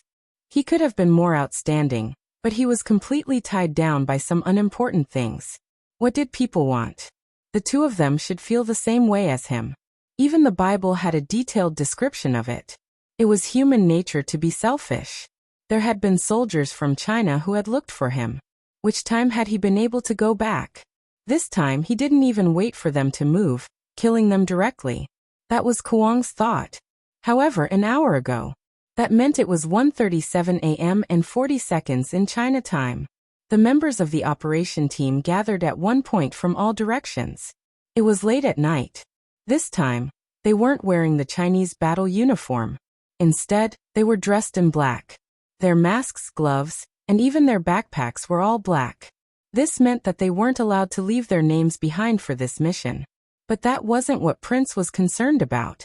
Why wasn't there a black youngster in the team? He widened his eyes in confusion and wanted to ask a question, but was pulled back by Wolf Fong. At this moment, Prince finally saw the tall and slender figure. He seemed to have arrived earlier than them. He stood under the military plane with one hand stuffed into his pocket. His black hair was messy and cold from the wind from the propeller. Are you ready? This was the first thing he said, and it sounded like a normal military drill. But everyone knew this wasn't a military drill. They were really going to take action. Reporting, we're ready.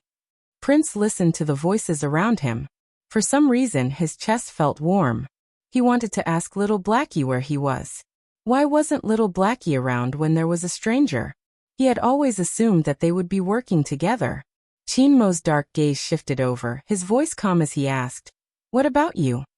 Prince opened his mouth, feeling the pressure. Qin Mo didn't seem to have the time to look at him. He turned and opened the cabin door. With a swoosh, his tall and slender silhouette seemed to blend in with the moonlight against the backdrop of the military plane. His nobility didn't diminish. "If you're not ready, go back." Prince heard him, pressing his heels together. Reporting, "I'm ready." Then board the plane. The order was not mandatory, but it invisibly made people want to obey it. Other than the 8 of us here, no one else will know the details of this mission. The confidentiality level is S. Chinemo said as he picked up the rifle on the ground. Chinemo picked up the rifle on the ground. "Since we are entering another country, we will dismantle all your guns and insert the parts into the camouflage tools." With that, Chinemo paused. "Hunter. Here. Take off." Yes. Did that mean that even the pilot was a member of the team? In that instant, Prince felt different. Indeed, he had gone on missions in the past, but there would be a designated pilot to place him at the designated location.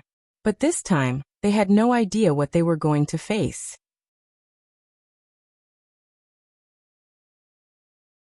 Chapter 12:17.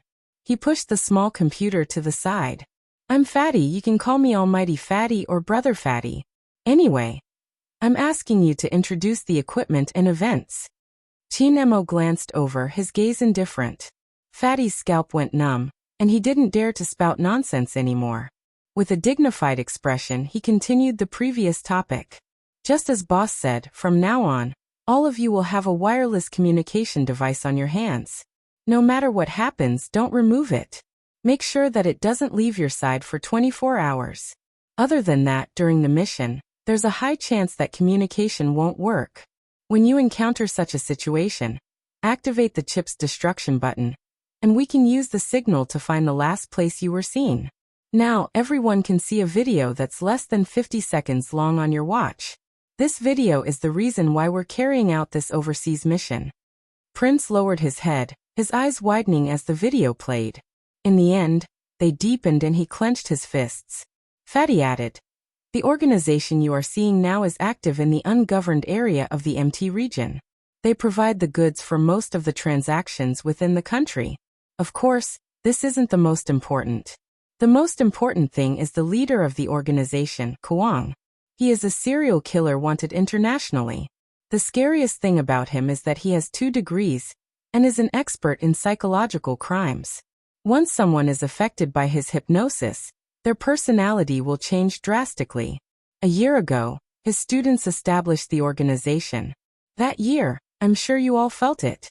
A large-scale rescue mission was carried out because a school near the border was implicated. The students were rescued, but a while ago, we received a piece of news." After saying that, the fatty paused for a moment. His eyes looked toward the recruits sitting there. Back then, after being hypnotized by the doctors, out of the 10 students who were cured, 7 of them chose this school when they returned to school. Fatty moved his finger, drawing a dot on the information. Phone County Number 1 Middle School. This information was also sent by boss. The statistics were just completed 2 days ago, and to a certain extent, this tells us that the hypnosis from back then wasn't cured. Kwang had planned this long ago. He wanted history to repeat itself. Prince opened his mouth. "History repeating itself? What do you mean?" "Let us deal with these students." Fatty lifted his lids and looked at Prince. "They aren't just hostages that we have to save. If the situation is too bad, they might hinder our actions to a certain extent. But we still have to save them." Prince still didn't understand. How is it possible that they would stop us from saving them? "What do you think hypnosis is?" Suddenly, the person in the auxiliary cabin looked over. He was wearing a pair of gold-rimmed glasses. Only then did Prince realize that the person in the auxiliary cabin was actually a doctor from the infirmary. Even the doctors were part of the action team? None of the recruits had thought of this. After all, in their eyes, the doctor had never participated in training, and he looked so gentle that he didn't look like the kind of person who could go on missions abroad. There was only one word that people could think of: harmless.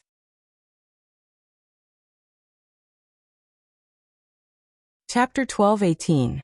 He took a closer look. Among the people sitting there were a few who seemed to be soldiers who had gone on a mission outside the country. Prince glanced at himself before turning to look at Fatty, who was fiddling with the electronic equipment.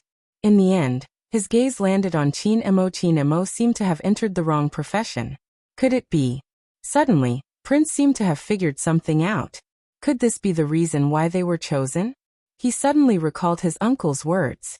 They weren't chosen randomly, it was just that after some observation, they weren't sure. At this moment, Prince finally understood why the doctor would talk to them after every training session. Was he investigating their psychological data? Don't underestimate Kwang's hypnosis, the doctor said. The doctor spoke again.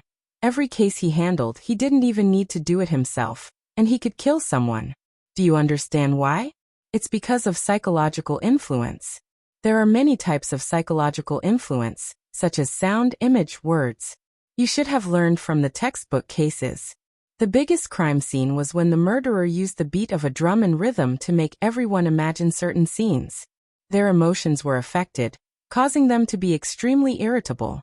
Then a huge stampede occurred. This case was a short-term psychological influence while Kwang's was a long-term one. Regardless of whether it was Kwang or his former students, they knew what kind of people were most susceptible to psychological influence. Selfish, imperfect values, easily swayed by the wind, and they even needed attention from others. Prince's heart sank as he listened. You mean, the meaning of the letters? Chin Mo glanced up, his voice faint. Some high school students are like this. Is it hard to accept? Prince nodded after a moment. He had a cousin. Even though he had wanted to drag him over and give him a good beating the moment he saw him, he felt uncomfortable when he heard Chin Mo's words. Chin Mo tilted his head, the corners of his face sharp. Do you think they are children?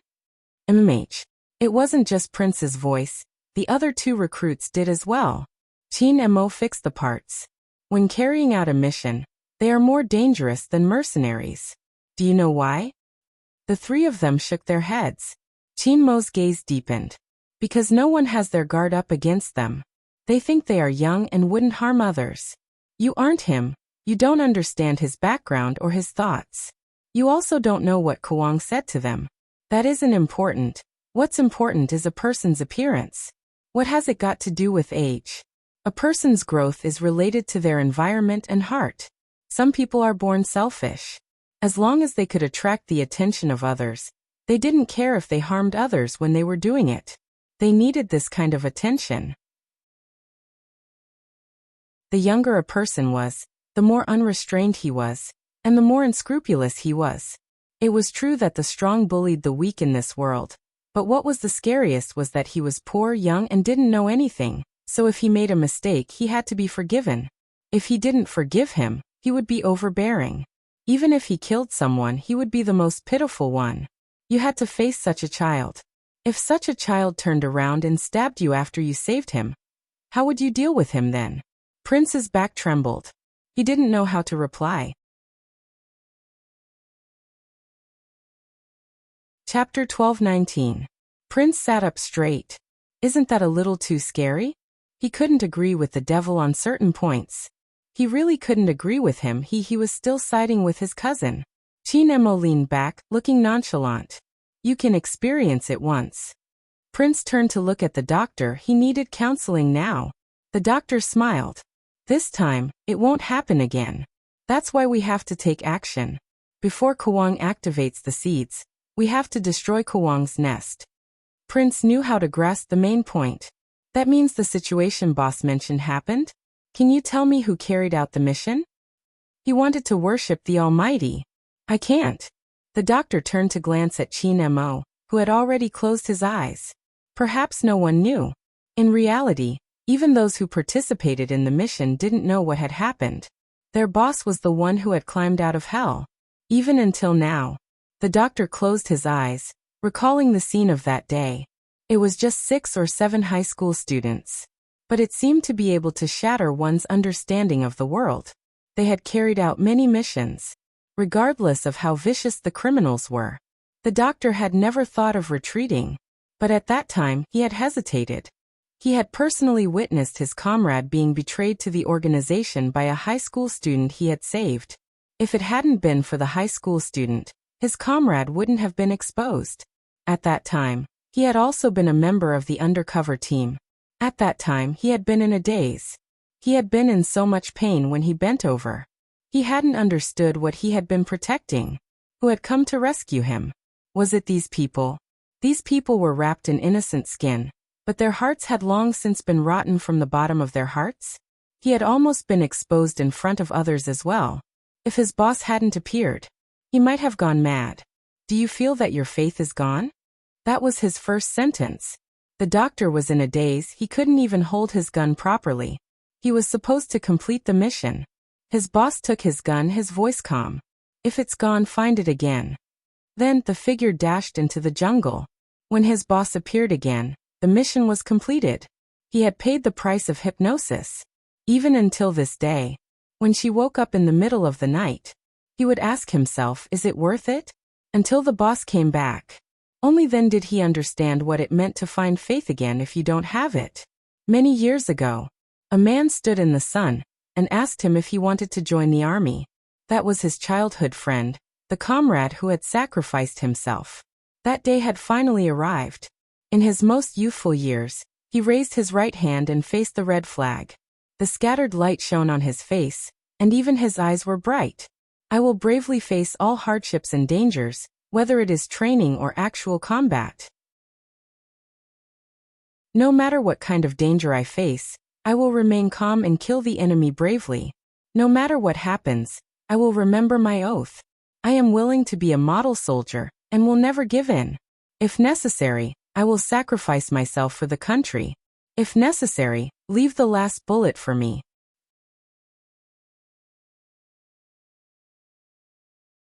Chapter 12:20. The night sky disappeared into the thick clouds along with the plane. The sky outside started to brighten up. It was still a little pale, and the north wind blew in through the window. The youngster under the blanket moved. She reached her hand out, probably wanting to touch the person beside her. Unexpectedly, she felt a chill in her palm. Bojo opened her eyes slowly. Her black hair was a little messy.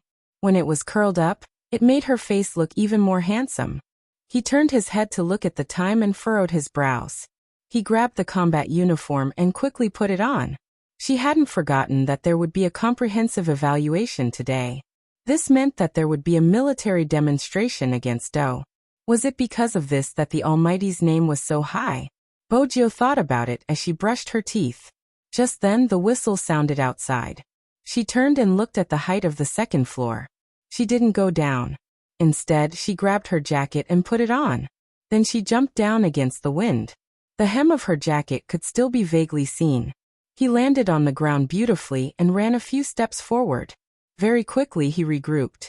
Someone started to assign missions. They were divided into a few small teams. They were still fighting in the jungle. But this time it wasn't just the new recruits. There were also veterans from the original team. Bojo's standing posture was very standard. But when she glanced at the captain who gave the orders, she looked over. It didn't matter if their team lacked prints. Even Wolf wasn't on time? Bojo narrowed her eyes. Then she glanced over. It wasn't just their team. Another team had changed their captain. Magician wasn't here either? Bojo's fingers tightened. She knew their way of doing things. They were never late and were always the ones in charge of every training session. But this time, all three of them weren't here. Was it a coincidence? How could there be such a coincidence? Unless there was something wrong? Bojo raised a brow. She seemed to have figured something out. The pair of eyes shook violently. Her heart started to beat erratically. No, it couldn't be. She must be thinking too much. They said that today was the final evaluation. The more she told herself that, the clearer her thoughts became. Especially since she still had the star tassel that the Almighty had given her. And his performance last night. He called her name over and over again. Bojo stiffened, biting down on her lips. It wasn't an illusion. It was not a dream either. By then, the Almighty would have already left. If that was the case, Bojo turned, heading towards the west. The team leader, who was in the middle of announcing the mission, did not expect someone in the team to act like this. He raised his voice and said, "Number 10, return to the team. Where are you going?" Bojo didn't seem to hear him. She didn't stop. Instead, she sped up, her long legs gradually turning into a sprint. She stopped at the highest command center and looked around, but she didn't see the familiar figure inside. Everything seemed to be confirming her premonition bit by bit. "Which team are you from? You can't come in." A guard stopped him.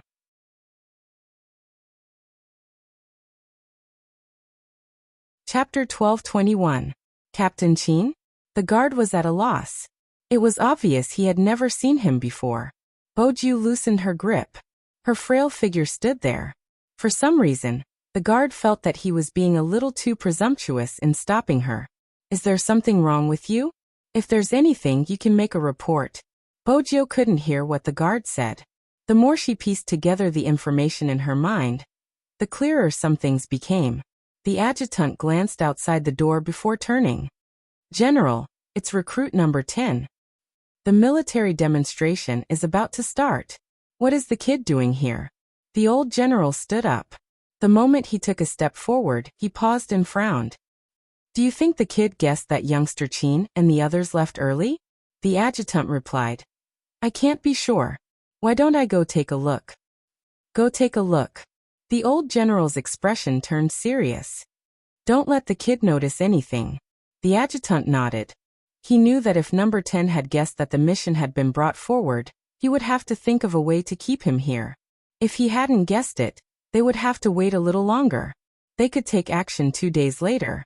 He shouldn't be able to sense it so quickly. Even though the adjutant thought that way, he wasn't very confident. When he walked out, Bojo walked over with her long legs. The adjutant asked his men to watch the youngster's actions. His heart was in his throat. Then, he received news that the youngster had gone to participate in the military demonstration. The adjutant relaxed and went to report to the general. At this moment, Bojo hid behind the trees. Without anyone noticing, she turned her body and took off the communication earpiece that was given to the recruits. That was an indispensable part of any military demonstration. At this moment, Bojo took it off because she sensed that someone was watching her. Hence, she didn't show any difference. Instead, she quickly returned to the team and sneaked into the forest. But the next moment, Bojo glanced up and glanced at Bing. She took off her rifle and placed it at the side. Then she walked in the opposite direction. No one had expected the youngster to leave the team silently and return to the training ground. Even the old general received news that Bojo had entered the jungle. Logically speaking, at this point in time, the young man should not have appeared at the place where he had left in the beginning. But Bojo had indeed returned to the military camp. That wasn't all. Without her rifle, she moved extremely quickly. She was dressed in her military uniform and glided across the training ground. She held onto the railing with one hand and leaped over the training ground, heading straight for the Lamborghini parked under the tree. Bojo's voice was raspy, but she moved quickly. She pulled the car door open and said, "Unlock."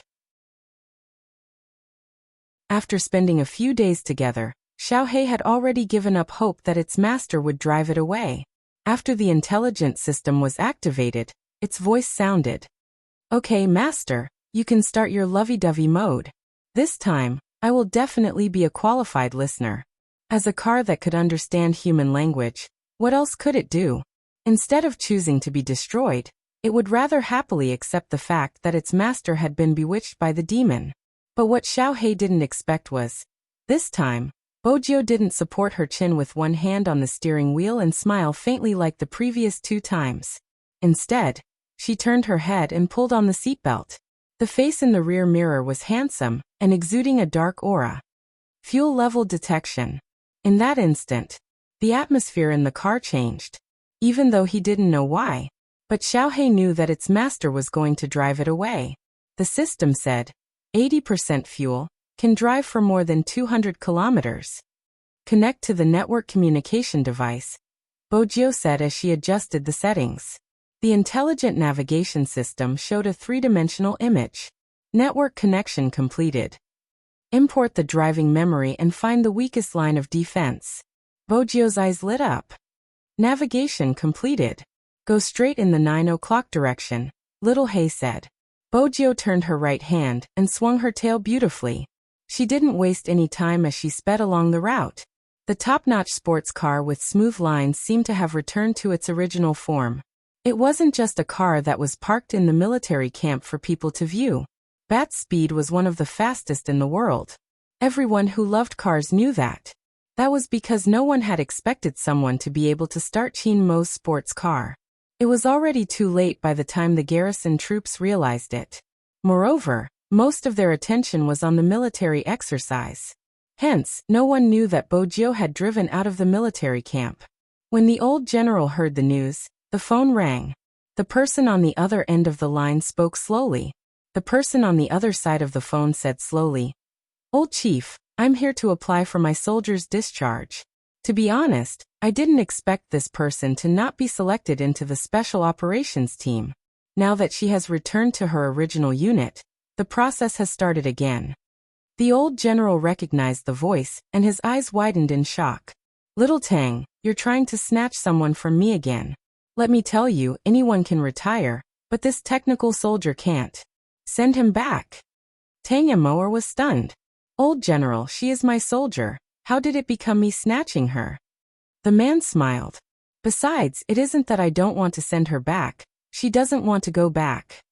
The old general was anxious. "I promised someone to keep her in the military camp." "Who did you promise?" "Chin Mo." "I'm afraid you're going to go back on your words. This soldier is very independent." After the man finished speaking, he added, "The procedure has started. How about this? I'll go to your military camp some other day and we'll talk face to face." The old general wasn't aware of this youngster's style. He was still calling him when the line was already hung up. After the man hung up, he tilted his head and pressed down on his Bluetooth earpiece. You really know how to cause trouble for me." Bojio turned the steering wheel, avoiding the radar. The small jammer made her signal bad. "Is that so? Young Master Tang seems to be handling it easily. Tell me, where is the special operations team now? The security level is S. I don't have any news on my side." Young Master Tang chuckled lightly. "But I have other news for you." Bojio arched a brow. "Nothing good usually happens when you smile like that. You sound like an abandoned child." Young Master Tang tapped his fingers on the table.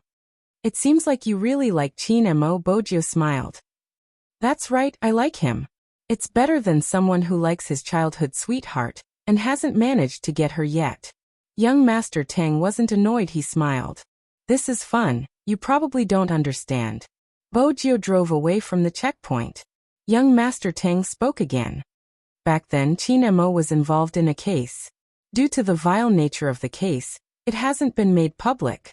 If it was made public, some people would definitely be affected." Bojio's fingers paused. On the other end of the Bluetooth earpiece, she could still hear his voice. It was deep and light. Hypnosis, it affected a middle school student at the border. What they did exceeded many people's expectations. Bojio realized that the next part was the main point, hence she slowed down. In the beginning, they were just distorting the truth on the internet. Just like what you experienced in Jiang City, the infringers were extremely arrogant because of this group of people supporting them. They didn't care about right or wrong. As long as they liked it, it should be theirs.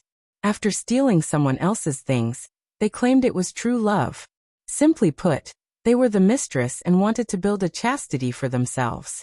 At this point, the melodious voice suddenly changed the topic.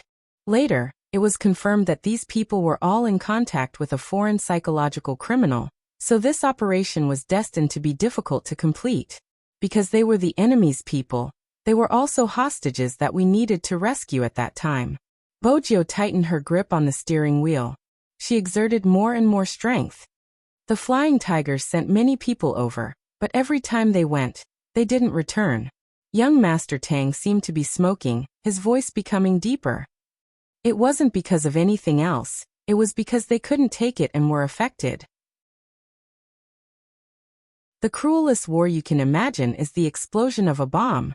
In reality, the scariest thing isn't the bullets but the human heart.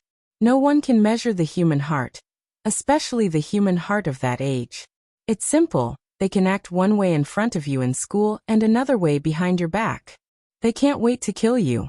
They will always be extreme when they look at problems, They like to compete with others, follow the money and enjoy the attention. Actually, this has nothing to do with anyone. After all, people are lonely nowadays. However, this loneliness won't change after being raised because they will always feel that they are not in the wrong. Even if they are about to trample on the law of the world, it is still the same. If you talk to them about their conscience, they will say that they don't need it. So, Bojo interrupted him. So, why do you still keep such people around to harm the human world? Because with a single thought, you can become a demon and a Buddha. Young Master Tang stood up. Be it me or Chinemo, we both love someone in our hearts. Because we have someone we love, we will imagine. Even if we see the slightest resemblance to that person in these children, we will stop and tell ourselves that we are here to save them. This has nothing to do with good or evil. But once our hands are stained with the blood of the innocent, we can no longer hug someone openly. I don't know what other people's beliefs are, but I can roughly guess Chin Mo's. That year, when he was carrying out his mission, he probably had someone supporting him in his heart. That was why he was able to last till the end. But the more he did so, the more dangerous it was because once that person was gone, Chin Mo's mental state would crumble. Bojo increased the speed of the car. She suddenly understood something. Hence, she was filled with regret. Why was she so stupid? He had lost all his memories of her, all the bits and pieces of their childhood. It was because she was the knot in his heart. He hadn't slept for so many days. He didn't feel safe and he didn't even like the night. Was it because in his subconscious mind, she was gone? Little Bojo, listen carefully. Now that you have spent money to buy me, you can't be half-hearted in the future. You can't be like those brainless girls in television dramas, disappearing whenever you want. If I have done anything wrong, you can tell me. I might not change, but you have to remember. A master can't abandon his pet or it will die. Bojo was still in a daze. The little tiger's ear was still being pulled. Don't spout nonsense. How can it die? You don't believe me? The little boy seemed unhappy. He tightened his grip. How did the cat on the street die? Bojo paused. Didn't it starve to death? Why did it starve to death? Was it abandoned by its master?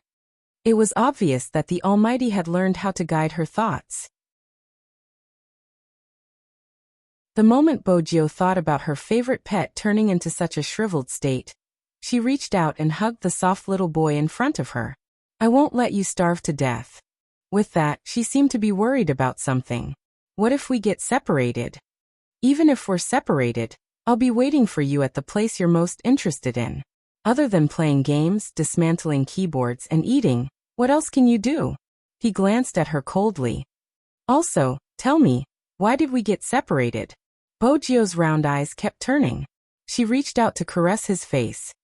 It was just an example. Don't use such an example in the future. He allowed her to fool around. He was dressed like a little prince, and there was a faint smile on his lips. Idiot. She was indeed an idiot. She hadn't done a single thing she had promised him, but he had done everything he had promised. Even if he had lost all his memories of her, she should have found him earlier.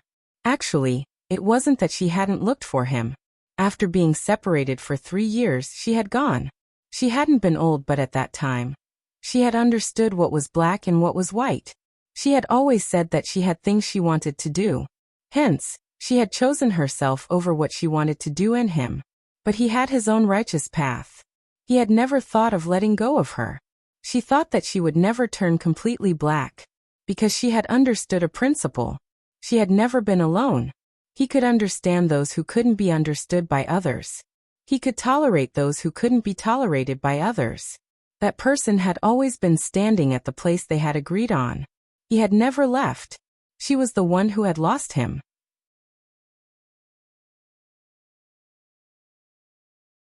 Chapter 12:22.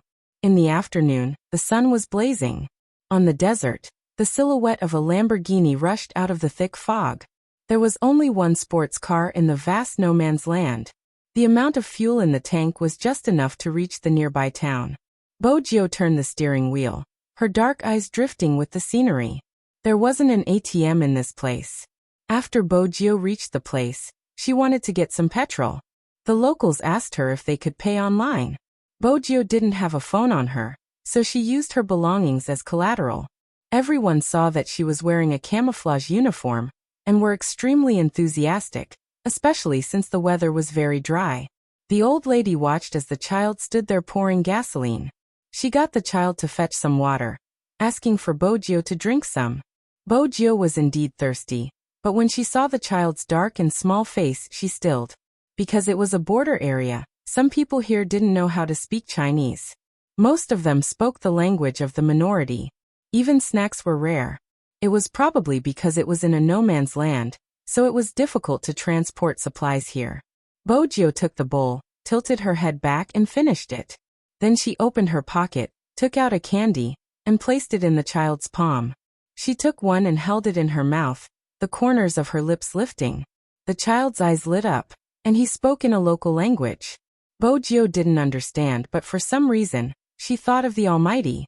If the Almighty was here, he would definitely know what the child meant. Bojio, who was leaning against the main driver's seat, paused for a moment. She checked the fuel again, and then another few hundred kilometers of driving.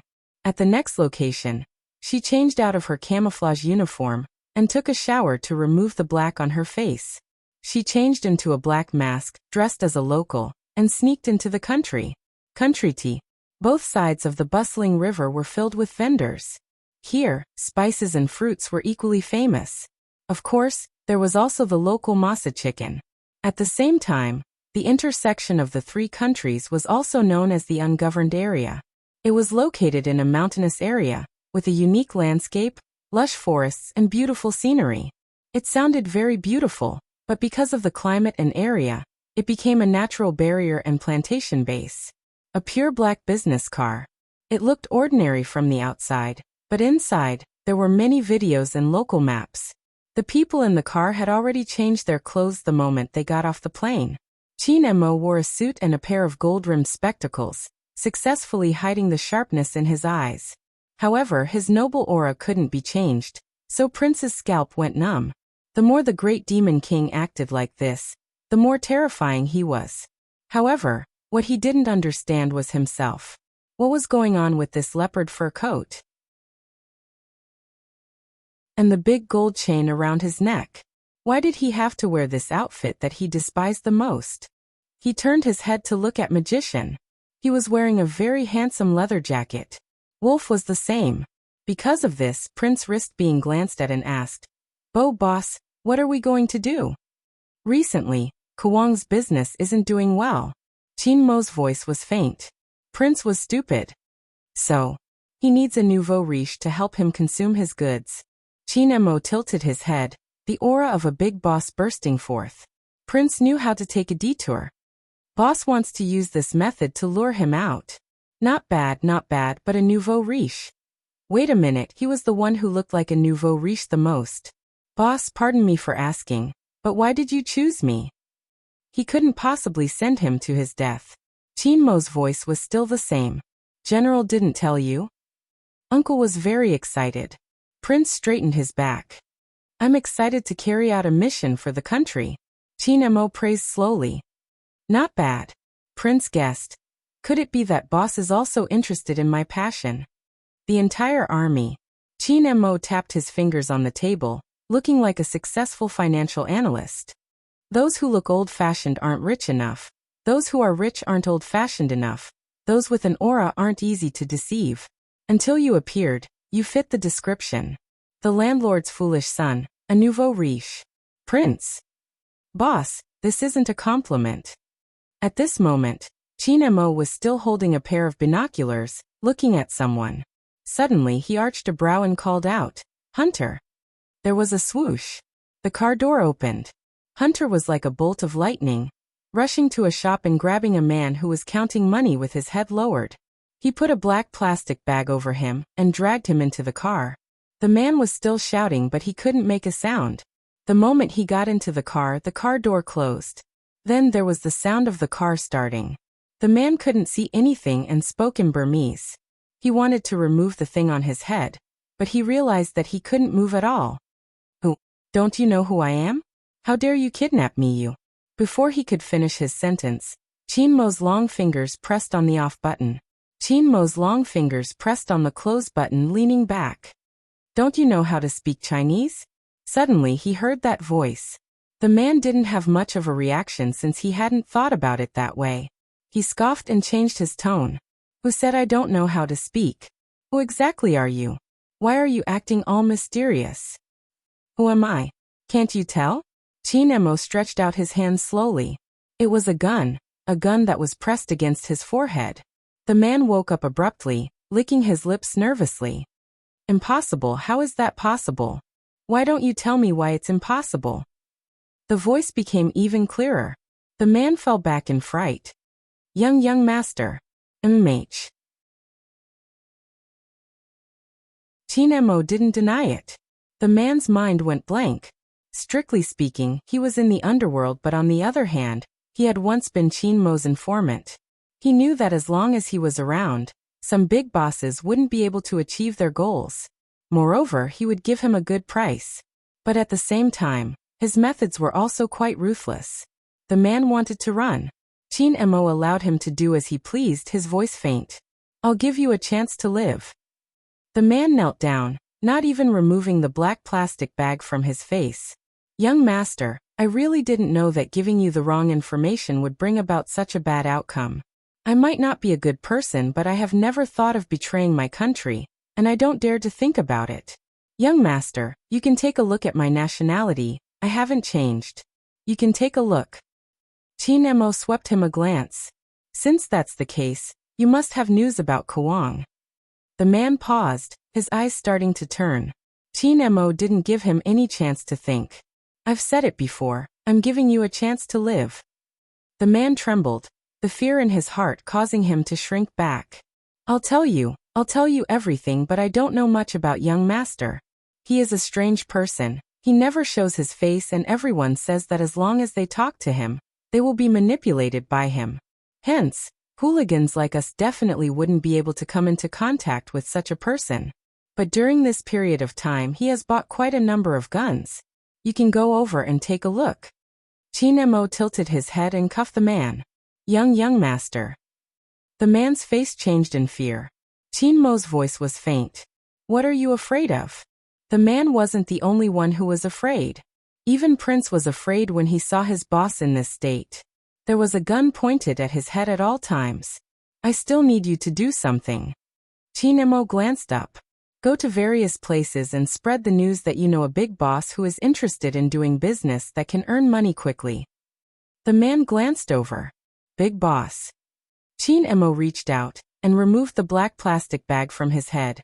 Then he tugged the man and made him look to the left. He's the one. Prince who was being visited. The man and Prince faced each other.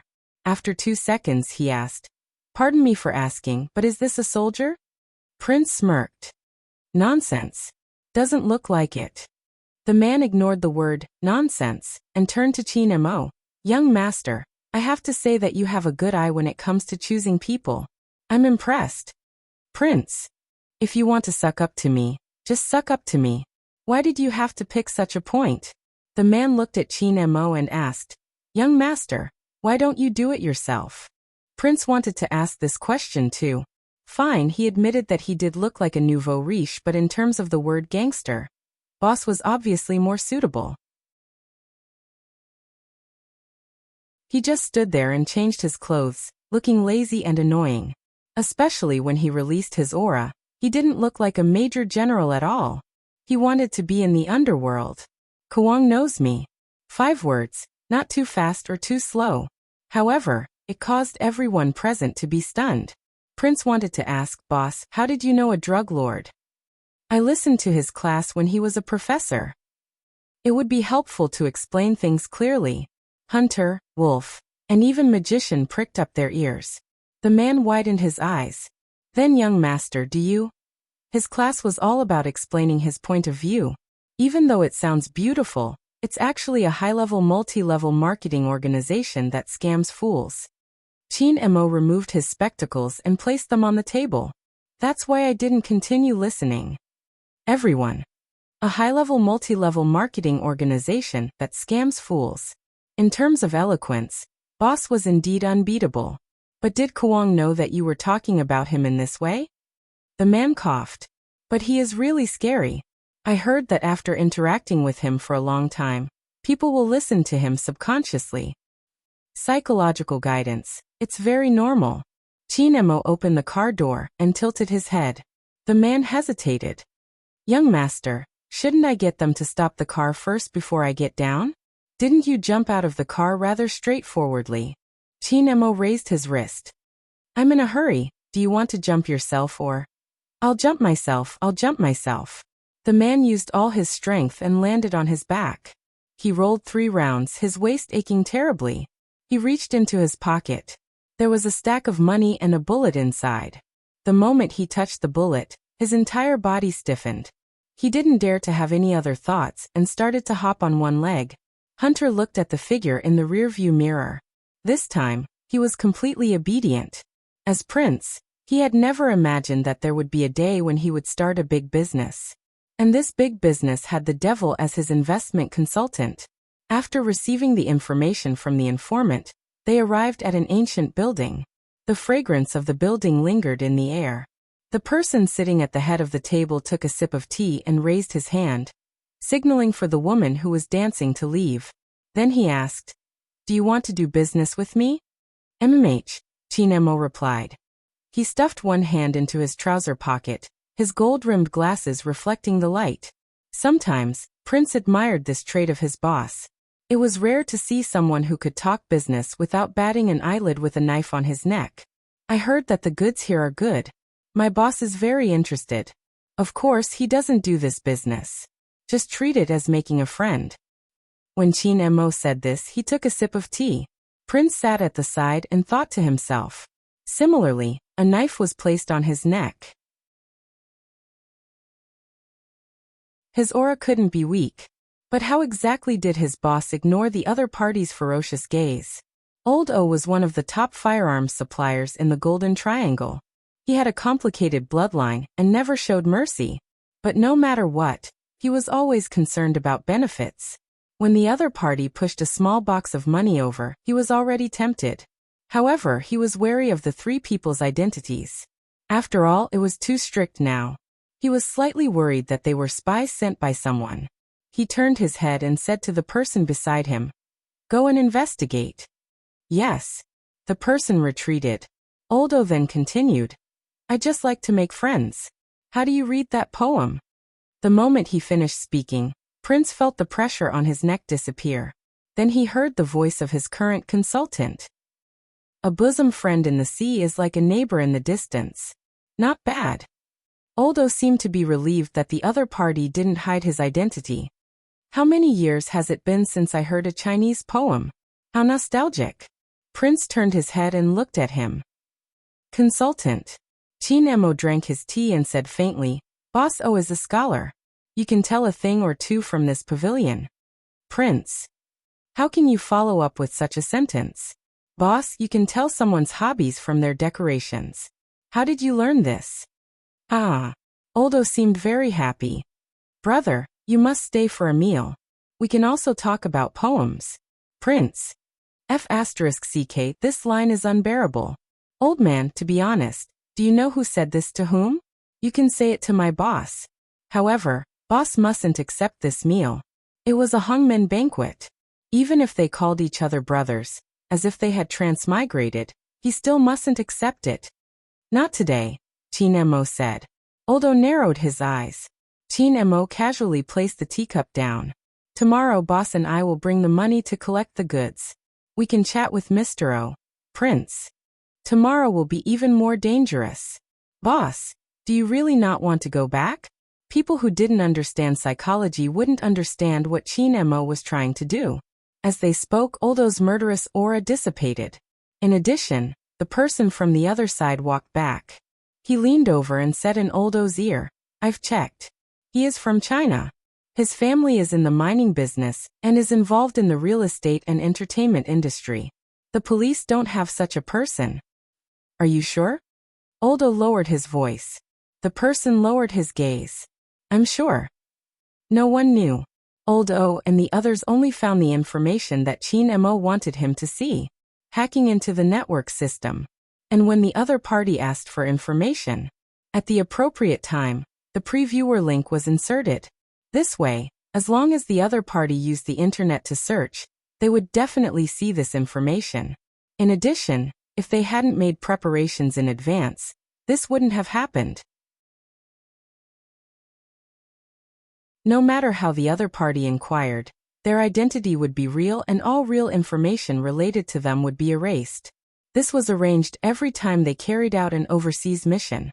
In addition, no matter how powerful the other party was, they could only find the police and ordinary troops.